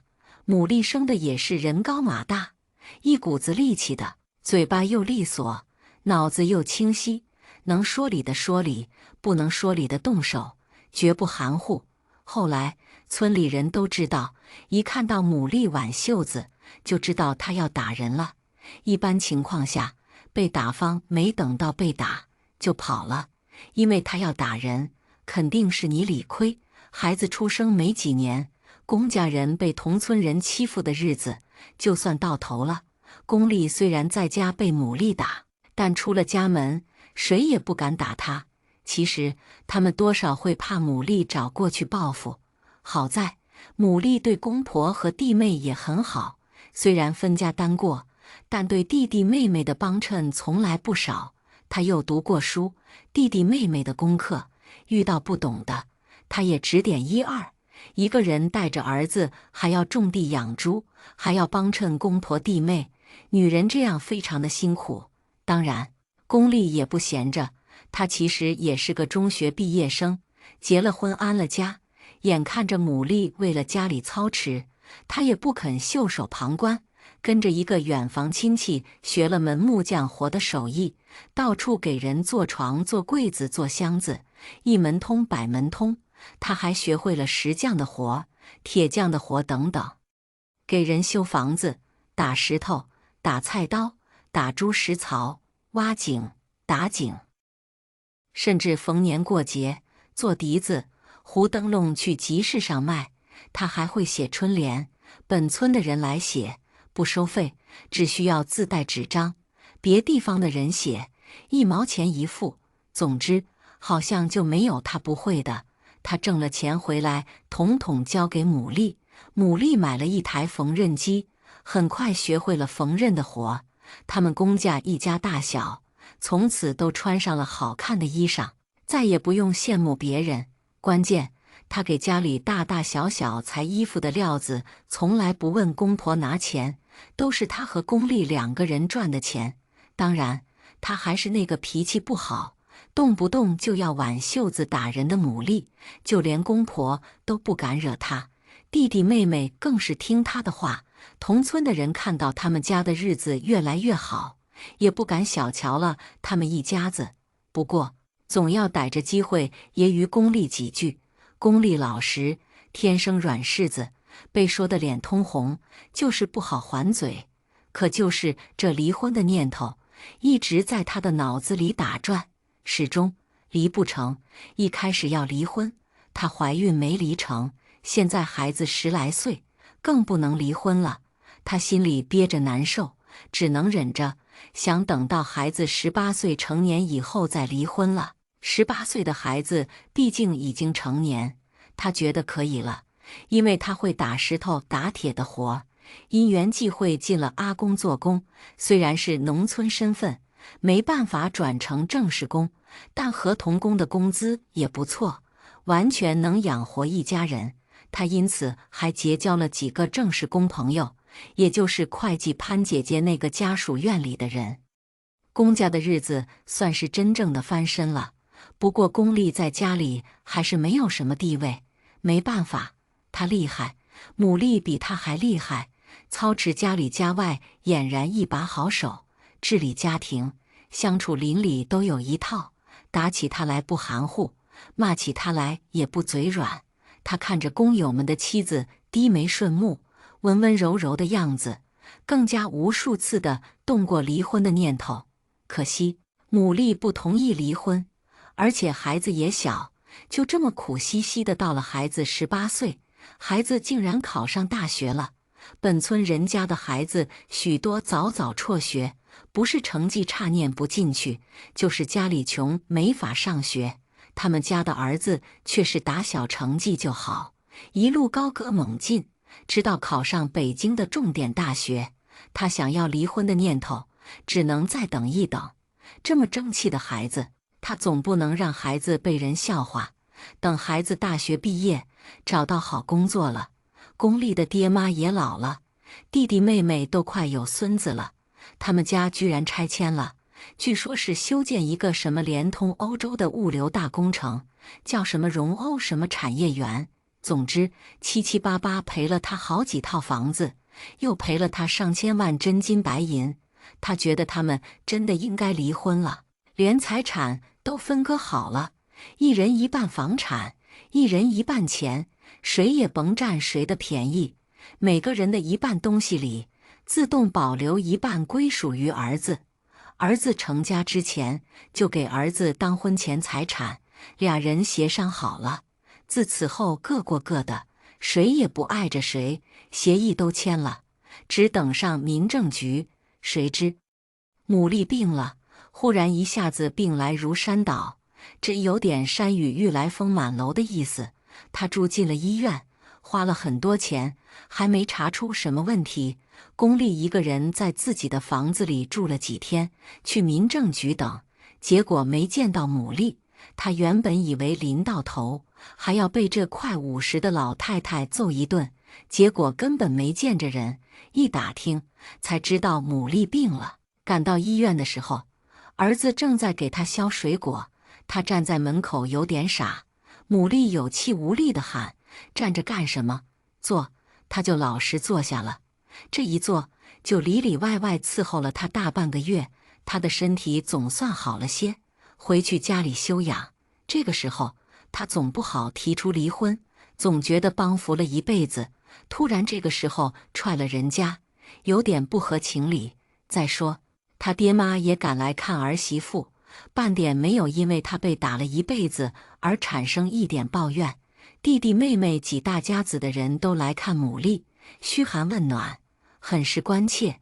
他们怕着母丽，但心里多少也喜欢着母丽，估计也只有他觉得自己喜欢不起来。这么个母夜叉，他们又住在了一起。公丽照顾着母丽，一直到母丽病愈。不得不说，上了年纪的人，那都是枯木遭水淹，生个病就如要了老命。能够彻底好起来是很难的，母丽能够彻底好起来，多亏了公丽的辛苦。他也的确挺感激公丽的，至少2、3个月来，他就从来没打骂过公丽。公丽一是因为他的病情，二是因为他的性格转变，暂时没提离婚的事儿。但他不提出来，不代表他不提出来。他竟然出轨了。一开始公丽也没怎么察觉，上了点年纪的人都知道，到了拿退休金的时代，若也没有孙子带，没有儿女需要操心，是需要找点项目自娱自乐的，否则成天那么瞎晃，容易憋出毛病来。而他们各自都有娱乐项目，龚丽加入了一个骑游队，还有一个钓鱼群，都是一群爱好此项的老头老太太，每天行程排得还挺满，不是自行车骑到哪里去一日游，就是带着钓具去哪里蹲守一天，收获多少不论，晒晒太阳吹吹风，聊会儿天，看会儿野外景色，就挺好。牡蛎也有她的组织，那是一个太极俱乐部，一个老年舞蹈爱好者协会。每天早上她出去打会儿太极，下午和晚上出去跳会儿舞。太极拳雷打不动，就在公园亭子里舞弄。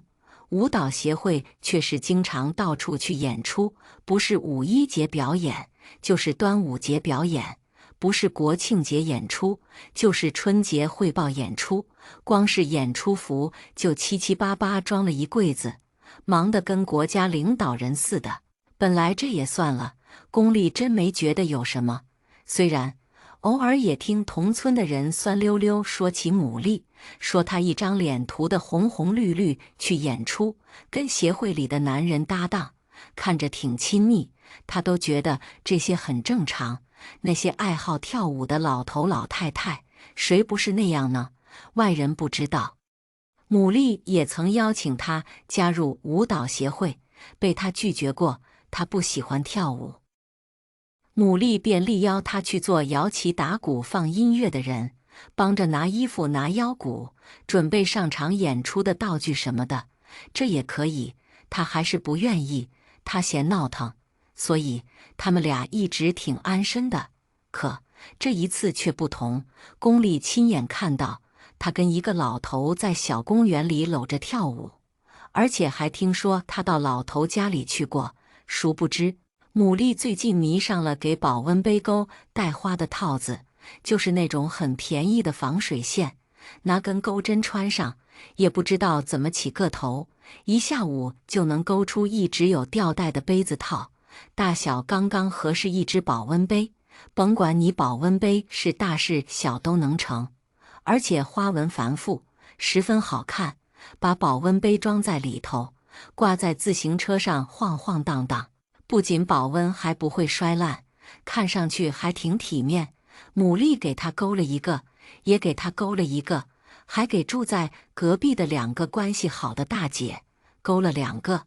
最关键的是，他还带回来一只钩针钩的小挎包，也是那种防水线，粉粉绿绿的几种颜色，上面是大朵大朵的花，上了一条拉链，比店里买的还特别，非常漂亮。牡蛎会裁缝不假，但龚丽知道她不会钩花。以前别人家钩帽子、钩毛线褂，她去学过，但真钩的不怎么样。这兴趣爱好早就作罢了。突然病好了1个月，身体好了，这脑子也灵光了，然后就开了挂。以前学不会的钩针，一下子就可以自号母10针。龚丽套了几次话，她都支支吾吾。后来他不经意去了他跳舞的小公园，发现他们舞蹈爱好者协会好些人都有这种小挎包和保温杯套。稍微一打听就知道，做这些东西的人还真不是牡蛎。协会里好些人最近都迷这东西。那个跟牡蛎搂搂抱抱的男人，他就是老师。这人一手钩针，在大家心目中那就是绝活呀，随随便便鼓捣一下就能卖钱。大家跟着他，真学了本事。龚丽不需要这本事，只是他心里堵得慌。协会里有熟悉的人告诉他，那个男人也姓龚，但不是龚，而是龚。退休前是干什么的不知道，不过大家因为尊敬，都叫他一声龚老师。龚老师是牡蛎介绍进来的，来协会没几天，属于刚刚爱好上舞蹈的男人。龚老师和牡蛎关系很好，好到某种程度，他们经常出双入对的，一起研究舞蹈，一起研究钩针，一起研究裁缝。甚至听说还去龚老师家里研究过红烧肉和水煮鱼，这能得了？龚丽感觉脑子有点晕，他还没晕回来，人悄声一问他：“龚大哥，我听说你和母大姐离婚了，这事儿是真的吗？”真你个球！他平生第一次骂了脏话，怒气冲冲地走了。龚丽也病了，是心病。他还没离婚呢，就有人惦记上他老婆了。换句话说，他辛辛苦苦把母丽照顾得病好了，人一转头不纪念他的好，跟别的老头好上了。那个龚老头有什么好？一个大男人擅长钩针的活，这有什么值得炫耀的呢？他功力木匠活、铁匠活，啥活不会干？好歹他还是工价退下来的，虽然是合同工，但退休之后也比那些农民强啊。这个龚老头是干嘛的？卖钩针包的。龚丽越想越生气，想着龚老头瘦瘦小小，跟母丽一般高大，他就更来气了。他龚丽生得高高大大的，被他欺负了一辈子，临到老，他找个跟自己一般高的臭老头亲亲热热，这算什么事儿？龚丽想不通。他想离婚，那是他想离婚，现在被母丽戴绿帽子，被母丽和龚老头合伙踹了离婚，意义是完全不一样的。他气得要死，可每天看到母丽从外面浪了回来，围着锅台做饭，他又不敢吭声。他是被他打怕了，这母老虎发威，他是见识过的，一言不合就被打。他活了这么大岁数，他不想再被打了，而且可能是经年累月养成的习惯，他在他面前还真是不敢多说什么。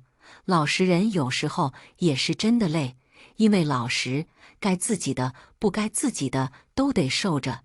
这回母丽出轨，他不想受着，含含糊糊影射了几句，就被对得找不着北。他束手无策，这才有了跟从前一块上班的亲密老友牢骚几句的开头。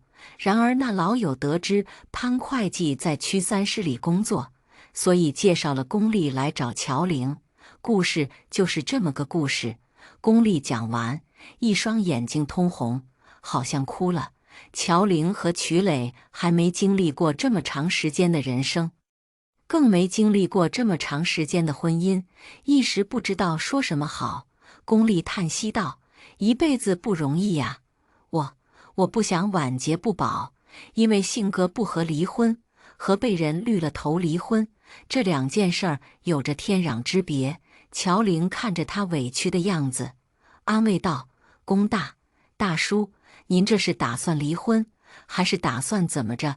区3室的业务范围广，先得问清楚他的要求。”龚丽想了想，我就是想拿到他跟别人出轨的证据，然后跟他离婚。他补充道：“至少不能被他出轨，让他踹了。”乔玲眨眨眼，转头看曲磊。曲磊咳嗽了一声道：“大叔，我们呢，主要是小三劝退师，主要的工作是劝退小三。要不我们接了您的案子，帮您把那位龚老师劝退了。”实话说，区3师不太愿意接老头老太太的业务，通常情况下他们感情深厚，纠纷重重，其实外人根本不好介入，这里头牵扯太多，不是那么容易了断的。龚丽不高兴了，劝退他干什么？我本来就不想跟我老婆过了，还劝退干什么？我要离婚。他啪嗒从怀里摸出来一个大纸袋，拍在茶几上。乔玲和曲磊都傻了眼，1万块一扎，一下子从纸袋里掉出来好几扎。乔玲打眼一瞧，就知道那是9万块。龚丽道：“我来的时候都听潘会计说了，你们起步价8万8，这里是9万。我要抓到我老婆出轨的证据，我要跟她离婚。”乔玲眼光一转，刚是谁一来就夸小三劝退师这个工作好的，感情这事儿到了自己头上，还是真刀真枪的干上，落到实锤比较过瘾。乔玲微微一笑，既然您都这样说了，我们总不好看着您憋屈，不为您排忧解难。咱们区三师的宗旨，客户的需求就是我们的需求，客户的满意就是我们的动力。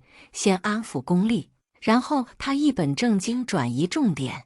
不过有一条在先，我们帮您抓证据，您得签一份保密协议，这事儿不能外传，一旦泄密，将赔偿违约金。50-60岁的老头老太太、7大姑8大姨、9侄子10生女多了去了。而且人一旦上了年纪，都往娘的道路上发展，即便是年轻时冷酷的老头，到了老了都可能变话痨。所以乔玲可不希望刘浩然再带着居委会大妈来查他。龚丽也很干脆，好，他一个拆迁赔偿了上千万，他和老伴牡蛎一人一半财产，压根不差钱。保密协议很快签订好，合同也签订好，乔玲也拿到了龚丽和牡蛎的基本资料，收了钱，他站起身伸出手道：“龚大叔，区三师很高兴为您服务，合作愉快。”龚丽愣了愣，才伸出手握住了他的手，煞有介事道：“合作愉快，这大概是他这辈子自己拍板的最大的一件事了。这8万8可不好赚。”龚丽家在郊区，距离 C 城市中心还有些距离，于是乔玲和曲磊当即决定前往郊区蹲点。这次压根用不上珊珊，也就让他负责守大本营了。珊珊不乐意，她也想加入一下战斗，不过还是老实守着翡翠港。当天他们就到了郊区，龚丽居住的地方是一个特色古镇，据说有着1400多年历史，一直是地方的政治经济中心。后来沉寂了几十年，如今重稿路上丝绸之路，这里又一次迎来了历史的转机，又成为商贾云集的好地方。最大的转机就是这里的农民都成了拆迁户，家家户户几百上千万，好几套房子随之而来，房价也很快飙升起来。他们手里的房子也变成了几百上千万的价值。龚丽一家人就是这样，拿着退休金，收着几套房子的房租，每天不是钓鱼就是跳舞，日子过得好不惬意。当然龚丽过得并不惬意，这主要取决于他的老婆牡蛎出轨。乔玲和曲磊化妆为来古镇旅游的小情侣，到了小公园，他们很快就找牡蛎。别说，他还真跟一个瘦瘦的老头搂着跳舞，其实也不算搂着，跳探戈不都那样扶着吗？只是龚丽他们都是农村人，所以对这种动作下意识排斥。坐在紫荆花下，他们顾闲情惬意泡了素毛峰。余光看了牡蛎和龚老师跳了一下午，没看出来什么异常。乔玲拉了拉自己的太阳帽，隔着墨镜打量远处翩翩起舞的牡蛎。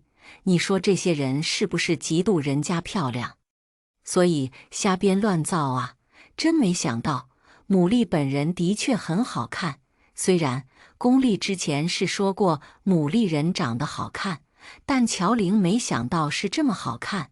虽然已经50来岁，但人家保养地很好，看上去也就40来岁的样子。而且人皮肤白皙，没有皱纹，跟谁都笑嘻嘻的，挺和气，还真看不出来他打人的爱好，完完全全就是老年妇女中的一枝花，妥妥的平凡人中的翘楚明星。有些跟他年龄一般大的明星，长得还不如他。这种人身边出点是非太容易了，特别这里是郊区古镇，属于农民城镇，就算被拆迁了，也还没能脱离农村狭隘思想的管制。曲磊喝着素茶，看着跳舞的龚老师，笑起来。这老头娘里娘气的，谁知道他安的什么心？空穴来风，必定有因，指不定牡蛎没想法，龚老头有想法呢。两人没再多说，起身走了。晚上，牡蛎照常买菜回家，龚丽早就收到了乔玲的电话，电话里告诉他，他们区三师看了一下午，没看出来什么问题，怀疑是他多心了。区三师出师不利，第一天没抓到实锤，但龚丽的心情却并没有变差，相反，他态度还挺好。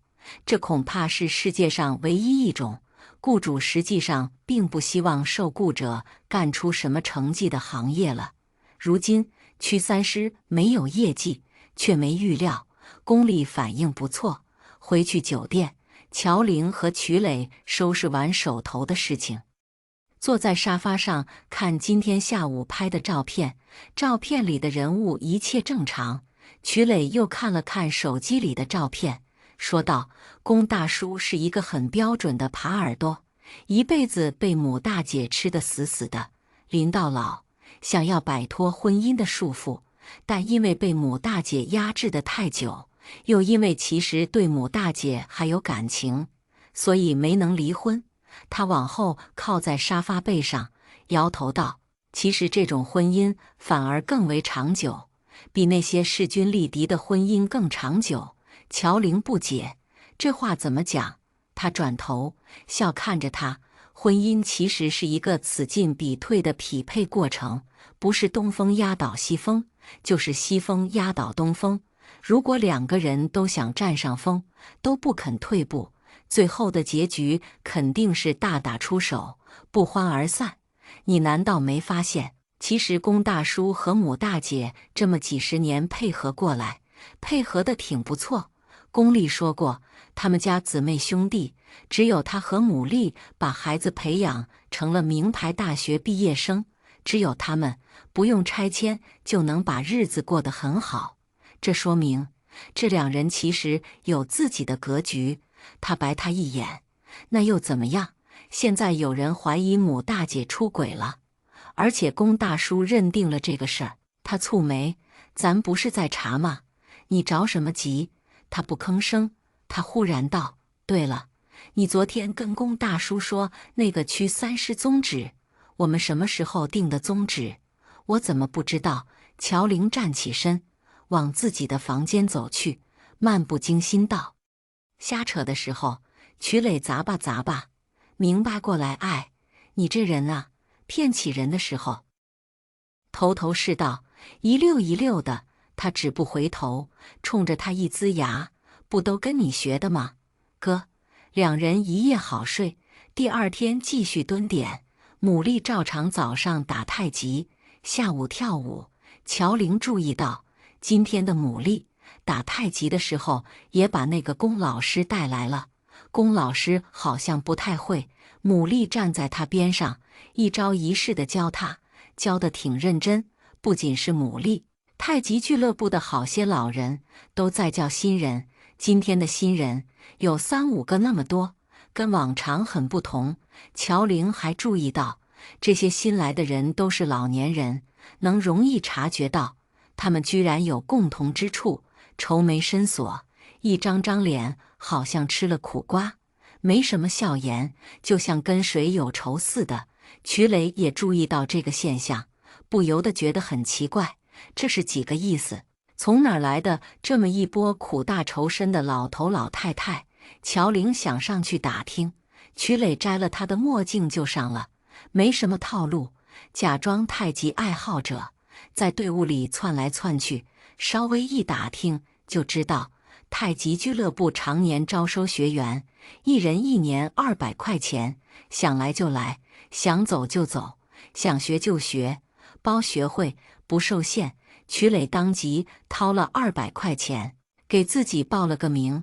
他撒谎说是常年在外工作，很少回家，现在回来了一次，学家乡的太极拳，就当找家乡的感觉了。他还远远指了指坐在树荫下喝茶的乔玲：“喏，那是我媳妇。”队长兼老师老罗收了他的钱，立刻就变得热情起来。聊了几句，曲磊就知道母丽是俱乐部里的资深学员，已经学了好几年了，基本上可以单独带新学员。母丽每天都来打太极，跟队长老罗的关系挺好。老罗对着外人就把他一顿夸，洋洋洒洒，至少夸了上千字。曲磊盯着老罗的眼睛，有心想问几句深刻的话题，但话到嘴边几次都没能问出口。怎么好去问人家出没出轨，是不是水性杨花，有没有既往情史呢？甚至有没有跟这个老罗头不清不楚？总不能这么问吧？曲磊一转头，见乔玲已经凑了上来，正跟牡蛎学打太极。曲磊眨眨眼，老罗头道：“要说最正宗的太极拳，那肯定是跟我学。不过要说耐心好，还是跟母老师学起来不费力。这真没想到俱乐部生意好成这样。我看今天好几个都是新学员吧？”曲磊打着哈哈含糊几句，老罗摆摆手，神神秘秘拉了他一把，让他借一步说话。两人躲在树荫下，隔着打太极拳的地儿稍微远了点。老罗才道：“这些不是新学员，顶多算是爱好者，咱也不收钱，都是免费义务教学。”曲磊奇怪了，老罗收他的钱收起来不手软，怎么收别人钱倒舍不得了？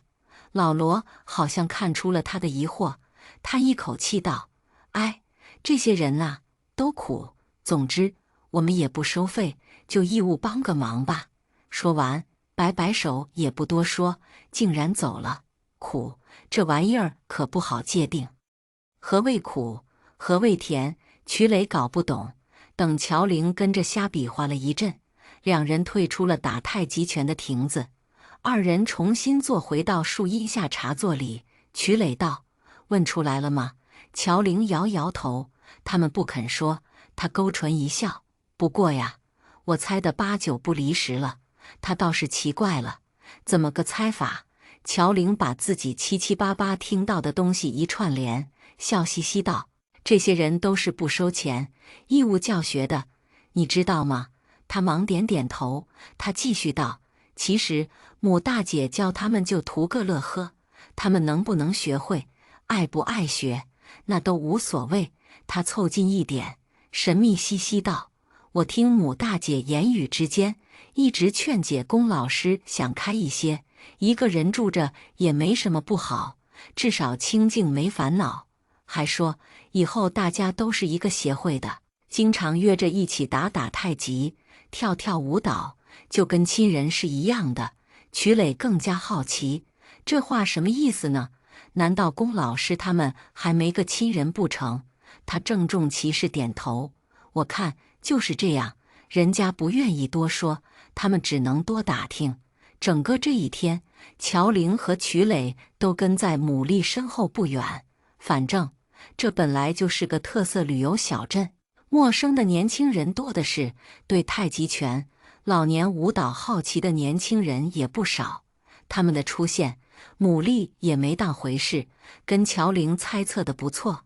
打完上午的太极拳，下午跳舞的时候，那几个苦大仇深的老头老太太，一个没跑都在，也是牡蛎负责教。其他舞蹈爱好者也都客客气气，同样不收费。其实老年人聚会的地方，甭管什么会，基本上都多少收一点活动经费，毕竟没谁肯赞助老年人的活动，他们自娱自乐当然得自掏腰包。但这些个苦大仇深的人显然受到了特殊的优待，并不在此列。乔玲和曲磊愈发的好奇，况且他们似乎没有亲人，难道这些人都是敬老院里出来的？可看他们的打扮，好像又不是。跳舞结束，新来的几人学得心不在焉，但表情总算没那么难看，脸上有了些红润的色彩。牡蛎挺高兴，那位擅长钩针的龚老师也很高兴。没错，他赠送了那些人一人一只保温杯套子，颜色各异，但针法一流。其中一个老太太说家里套遥控器的塑料袋坏了，缠着保鲜膜不好看，龚老师立刻满口答应，要给她钩一个遥控器套子。如此，好几个人都表现出想学钩遥控器套子，还有人想勾一个自行车座椅套子，还有人想给饮水机勾个套子，也有人想给孙子的电脑勾个罩子，都被龚老师一一答应下来。众人满载而归，十分欢喜。牡蛎也很开心，她打电话给龚丽，说姐妹聚会不回家吃饭，叫龚丽自己对付一下。龚丽接到电话万分不爽，此事接过不提。乔玲却是亲眼看到牡蛎跟龚老师一起骑上自行车，往小镇另一个方向去了。乔玲惊讶了，难道牡蛎真的出轨了？他和曲磊当即不再犹豫，飞快扫了共享单车，一前一后追去。没办法，人家老头老太太骑自行车，他们如果开车去追，目标太大，也容易跟丢，只能这么就近取材，根据实际情况来定。共享单车没骑多久，就到了一个旧式小区外。牡蛎和龚老师一前一后进了小区，没引起别人的注意。乔玲和曲磊一起进了小区，虽然是陌生人，倒也没引起别人诧异。毕竟小偷有小偷的气场，很容易被人察觉。他们二人怎么看也不像是小偷，顶多算是走亲戚的陌生小青年。一路跟到了19栋3单元，龚老师进了单元门，开了1楼2号门，牡蛎推着自行车进去了。他们好像生怕别人知道他们是一起回来，故意这样遮遮掩掩。乔玲越看他们俩越像是偷情，心里一股子气一下就窜起来了。她气呼呼地瞪着2号门，道：“走，咱们去听他们墙根。我倒要看看2个50来岁的人了，能干嘛？”曲磊一把抓住了他，低声道：“还能干嘛？你能干嘛？他们就能干嘛？冷静点。”他脸色漆黑，他的气氛一下子消了。他们是区3师，怎么能情绪化呢？他们首先是帮助客户驱逐小三的受雇者，其次才是一个热血青年。这件事情，他曾一而再再而三提醒自己，可此时此刻，他做的一点都不好。没办法，他的代入感太强了。他不喜欢小三，因为曾经被小三过。赵小小是他心上的一枚刺，即便他早已经不爱王月，可还是觉得难受。这无关乎小三的任何，关乎的只是他的自尊心。他冷静下来，放好了共享单车，这才商议下一步动作。他们的确去听了墙根，龚老师家在1楼，单元楼背后就是他房间窗户外的公摊绿化。因为是湿地农民回迁安置小区，绿化并不怎么好。1楼窗户外全都是杂草杂树，长得比人还高，茂密浓郁。乔玲和曲磊小心翼翼绕过单元楼，绕到背后的绿化带，根本没人发现。2人凑到厨房防护栏外，仔细听里头的人说话。龚老师道：“母老师，冰箱里有西瓜，你吃不吃？”母老师好像在客厅里：“不吃不吃，这几天家里那位买了一个20斤的宁夏瓜在家，吃的我差点撑死。”“那行，你坐着等会儿，我这边冬瓜丸子汤马上就好。”原来龚老师在做饭。龚老师，你快来看看，这针到了这儿该怎么走？我怎么来来回回就是扭不过去呢？牡蛎还在研究钩针。龚老师搁下锅碗瓢盆，去了客厅。2人说的什么听不清楚了，因为龚老师关了厨房门，还开了抽油烟机。嗡嗡声中，乔玲听到牡蛎忽然哎呦叫唤了一声，像是吃痛，又像是说笑，总之闹腾挺大。紧接着就是一下接一下的喊叫声，那声音也不大，像是痛苦又像是快乐似的。乔玲脑子一热，道：“完了，这是落到了实锤。”2人不再继续听壁角，匆匆逃离了绿化带，一口气出了安置小区，才透了一点气。曲磊道：“现在怎么办？”虽然2人都不愿意面对这么个结果，却也不得不接受现实。牡蛎和龚老头肯定有问题。二人一开始对牡蛎的信任算是重度打脸。乔玲沉着脸，还能怎么办？明天安装监控设备，抓证据，帮助龚大叔起诉离婚。龚大叔想离婚，这是不争的事实。既然牡蛎已经出轨，那就尽快由龚丽提出离婚，保住龚丽最后一点尊严。两人也没给龚丽回话，第二天也不去追踪牡蛎和龚老师，而是直接潜入了龚老师的家，安装了监控设备。曲磊又去小公园里，趁着他们打太极的时候，在牡蛎和龚老师身上都贴了纽扣拍摄装置。乔玲也不喝茶，就在汽车上开启了设备，实时监听他们的动静。一天时间就听出来那几个苦大仇深的免费学员来历。原来他们竟然都是空巢老人。什么叫空巢老人？空巢老人一般是指子女常年不在家的中老年人，也就是说，一个老人或者两个老人独自生活在一个城市，没有子女陪伴，他们的子女或者外地工作，或者外地成家，总之不在他们身边，并且也将很久很久都不在他们身边，很可能他们死的时候也没有子女陪伴。这就是所谓空巢老人。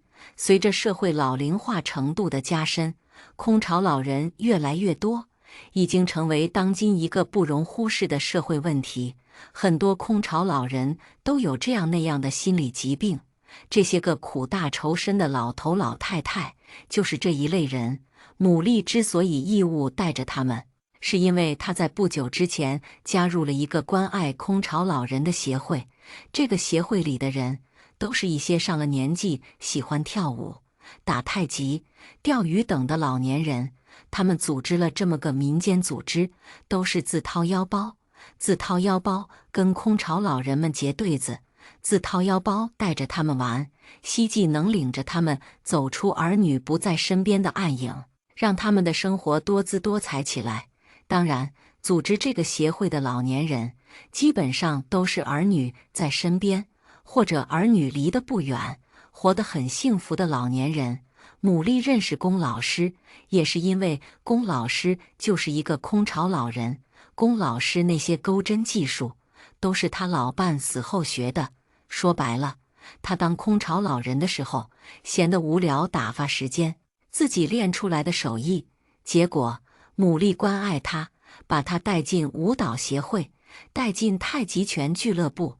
他凭借着一手绝活，活得有滋有味，成了大家追捧的老师。不仅如此，还把牡蛎这位关爱人也拿下了，这算是双赢吗？且听第一天，乔玲和曲磊收获颇丰。当天晚上，牡蛎却没去龚老师家，而是回了自己家，那个有龚丽的家。乔玲和曲磊没听到实质性的东西，耐着性子又跟了3天，牡蛎终于和龚老师回了安置小区。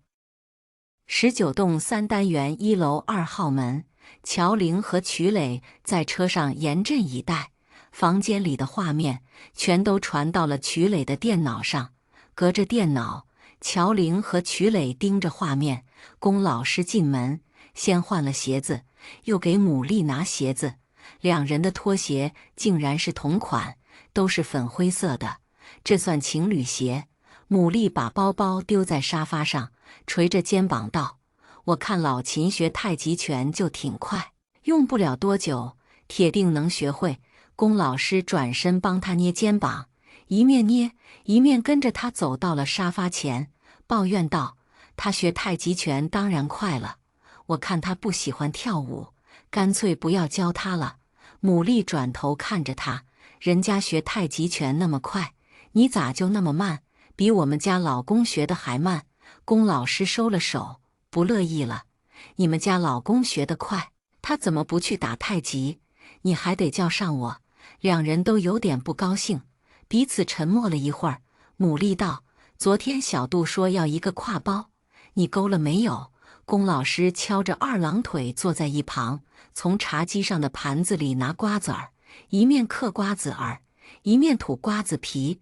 我不喜欢小杜，不给他勾，他要想学，叫他跟你学。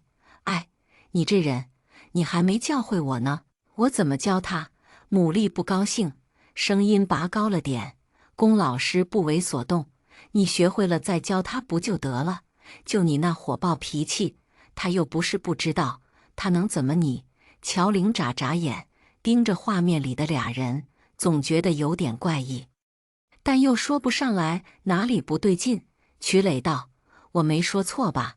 这位龚老头娘里娘气的，真像个女人。”乔玲仔细看了龚老师一眼，觉得画面里的他，若是戴上一头假发，那活生生就是牡蛎的好姐妹。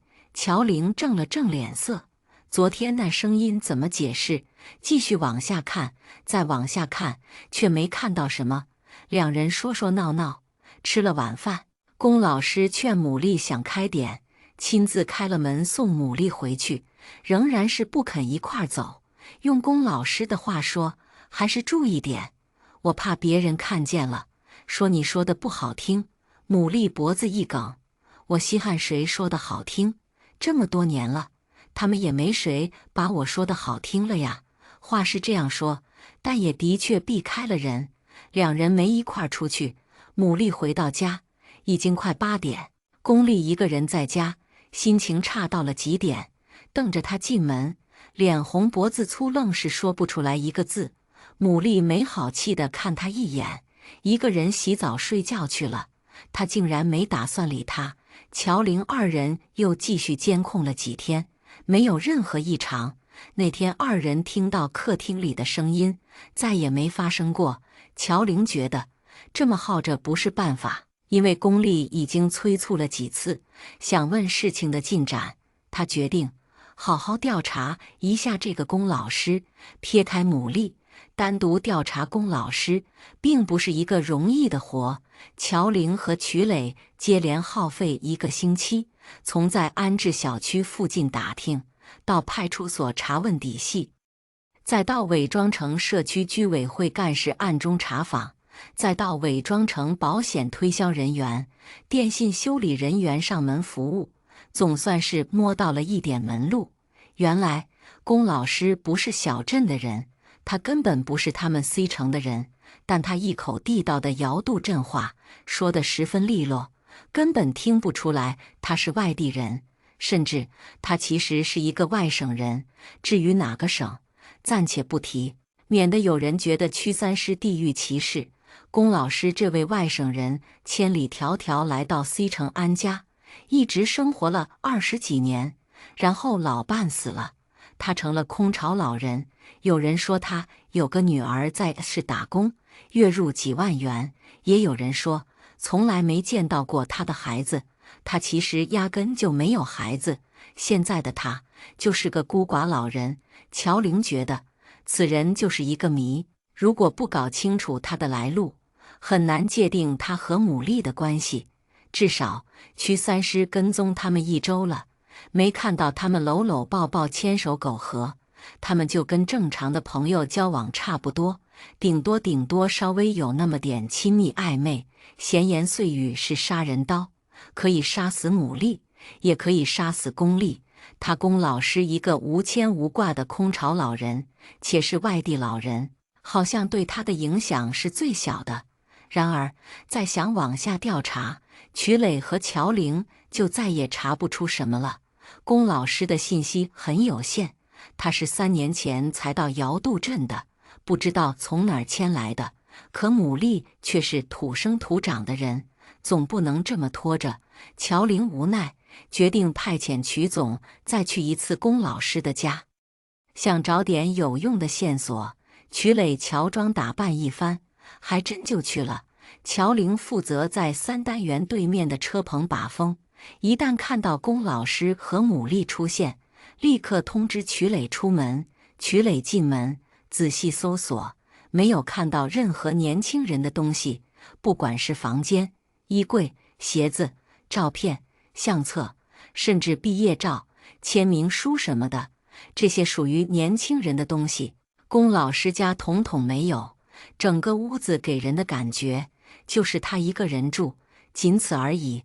难道他真的没有孩子，就是一个孤人？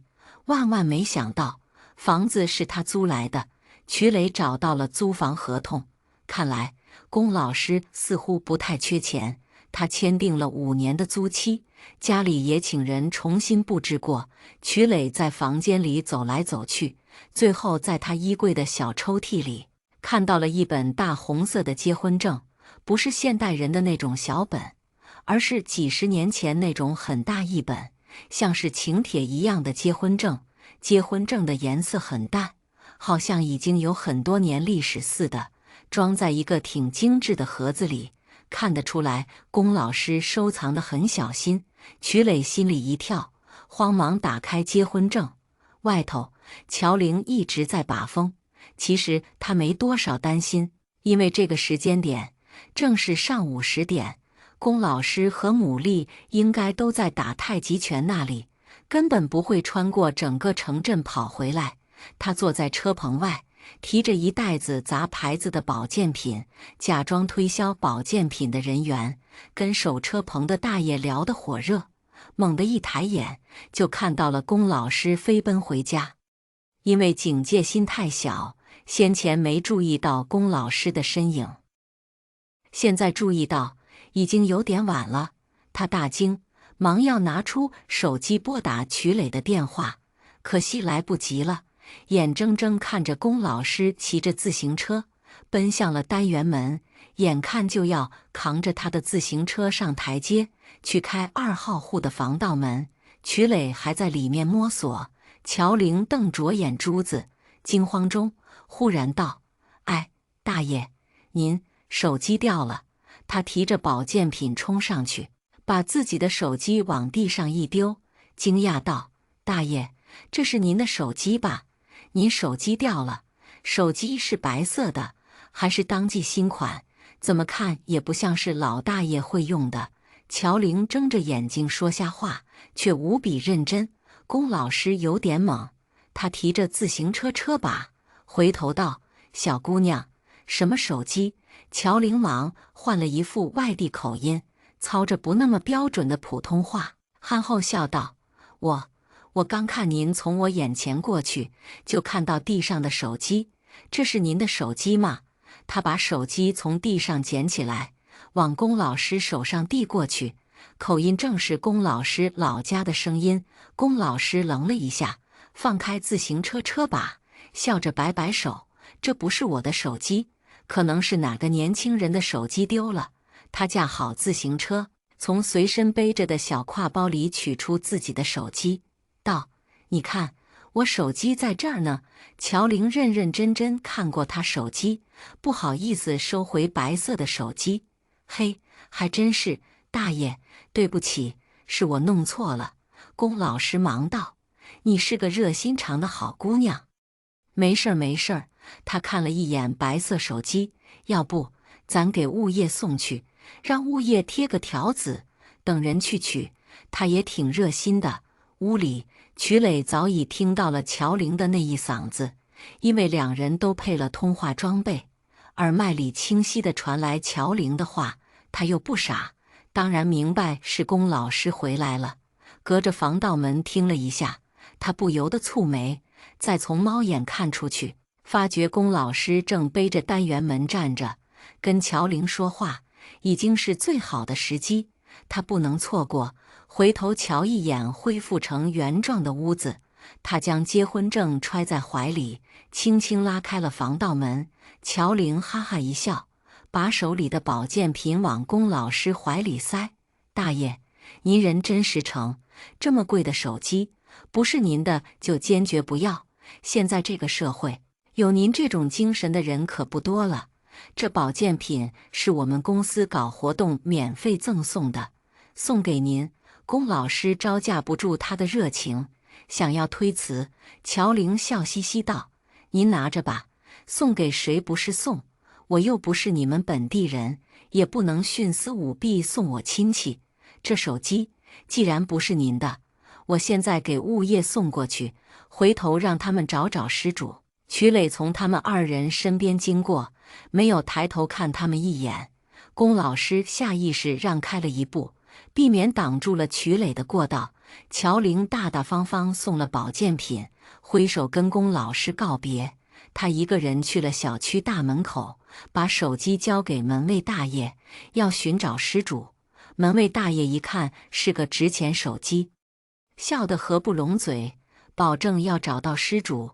乔玲磨磨蹭蹭没走，曲磊后脚就慌慌张张经过门口，一面走一面低头找，口里嘀咕道：“好好的，走个路都能丢了手机，我的手机可是某某牌的呀。”乔玲一听，忙回头：“大哥，您手机丢了，看看是这个吗？”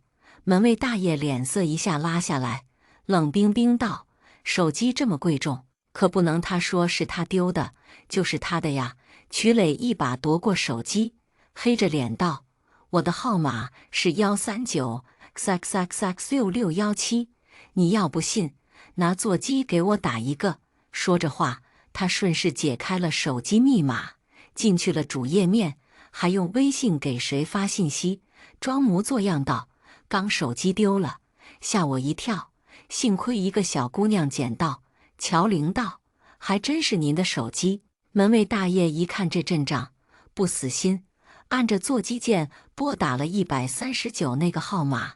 听到手机在曲磊手中叫唤起来，门卫大爷无奈，只好任由曲磊领走了手机。乔玲跟门卫大爷再见，离开了小区。二人出门，走出好远，才汇合一起。见了面，对视一眼，哈哈大笑起来。乔玲道：“我就知道门卫想黑吃了我的手机。”曲磊哼哼着，把手机还给他。几千上万块的手机，他看一个月门才多少钱，当然想黑吃了你的手机。他哈哈一笑。门卫大爷肯定在想，这是哪儿来的闺女，脑子有病吧？捡一个这么值钱的手机，还要交给公家，也不知道据为己有，这是活雷锋给咱送钱呢。曲磊跟着笑：“你傻呀，还真给门卫交过去。”他摇摇头：“这你就不懂了。我看龚老师娘炮的性格，说不定真会去咨询门卫有没有人丢手机。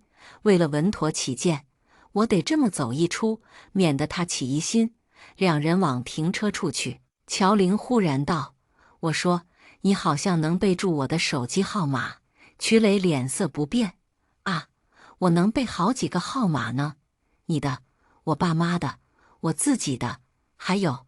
他想了想，忽然道：“记个号码怎么了？”他勾唇一笑：“没怎么，我也能记住你的呀。不过除了我爸妈的号码，你的号码，别人的号码我还真记不住了。”手机通讯录发展起来之后，很少有人去记手机号码，以至于很多人手机丢了以后，不知道该给谁打电话，除了110和自己的，再也没有第二个号码能成功拨打。两人都笑起来。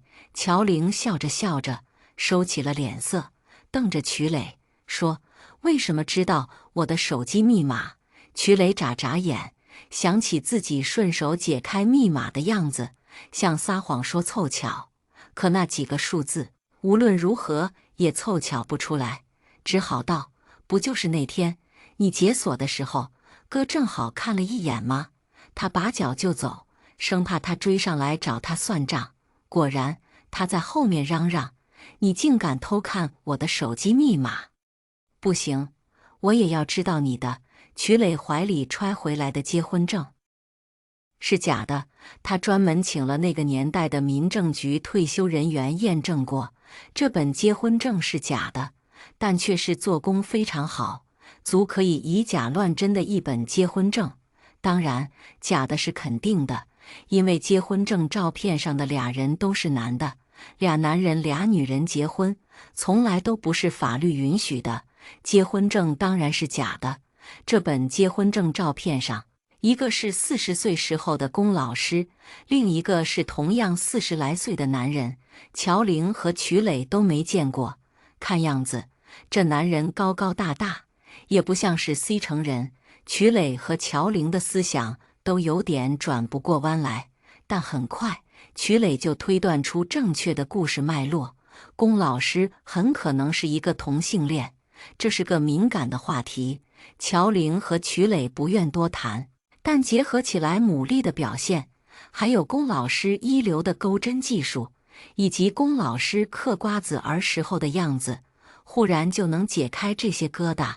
仿佛乔玲发现了新大陆，但他觉得要解开龚丽和牡蛎的问题，首先还需要搞清楚一件事情，那就是牡蛎知道龚老师的情况吗？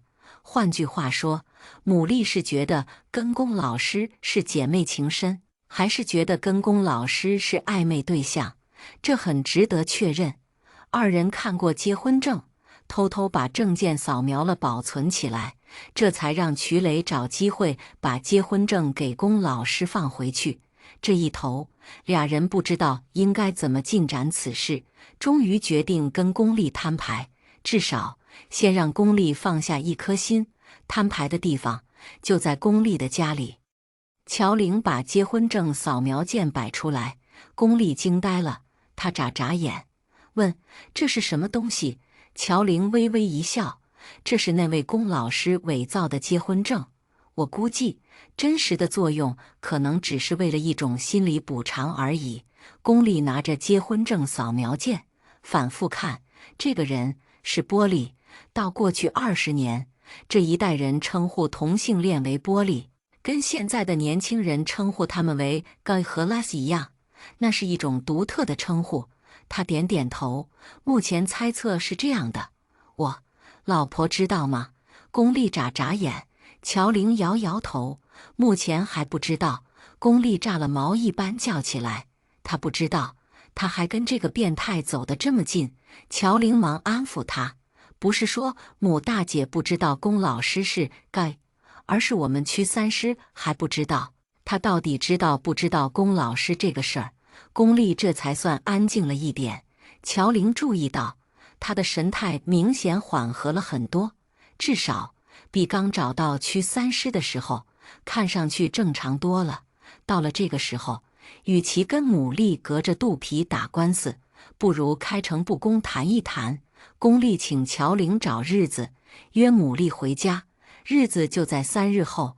牡蛎回家，看到了3个人坐在客厅里等他，他一下子就认出了乔玲，笑着道：“你不是那个来旅游的小姑娘吗？怎么上咱们家来了？你是来找我学太极拳的。”乔玲和曲磊交钱学太极拳的事儿，牡蛎是知道的。乔玲有点尴尬。那个。曲磊站起身，认真道：“我们是区三师，是龚大叔上个月花钱请的人。”牡蛎站在客厅里，蒙着一双眼睛：“请来干啥？”乔玲跟着起身，略带忐忑道：“抓小三。”抓小三3个字的音刚落地，牡蛎嗷了一嗓子，就冲了上来，抓住龚丽的胳膊扭打起来。乔玲和曲磊慌里慌张劝架，却也没能保全龚丽。龚丽结结实实被挠花了脸，一张老脸上全都是血印子，看着那叫一个瘆人。牡蛎叫嚣道：“龟儿子，你有钱了是吧？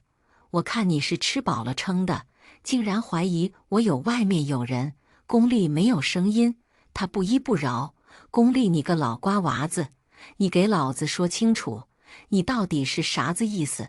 是不是你们那个局头那个李寡妇等着想进我们屋头的门了？”信息量太大，曲磊和乔玲想不听，却也不行。乔玲其实很好奇，那个李寡妇又是怎么回事？龚丽被抓花了脸，站在客厅里。剩下的事儿不是追究龚老师到底是不是 gay， 也不是追究牡蛎到底知不知道龚老师是 gay， 而是开始追究李寡妇到底有没有勾引龚丽，到底龚丽和李寡妇的关系现在到了哪个层面，到底龚丽现在是安得什么心？故事未完待续，请订阅我们的频道，我们将持续更新，点赞越多，更新越快。完整版可关注频道播客。我们下期视频再见。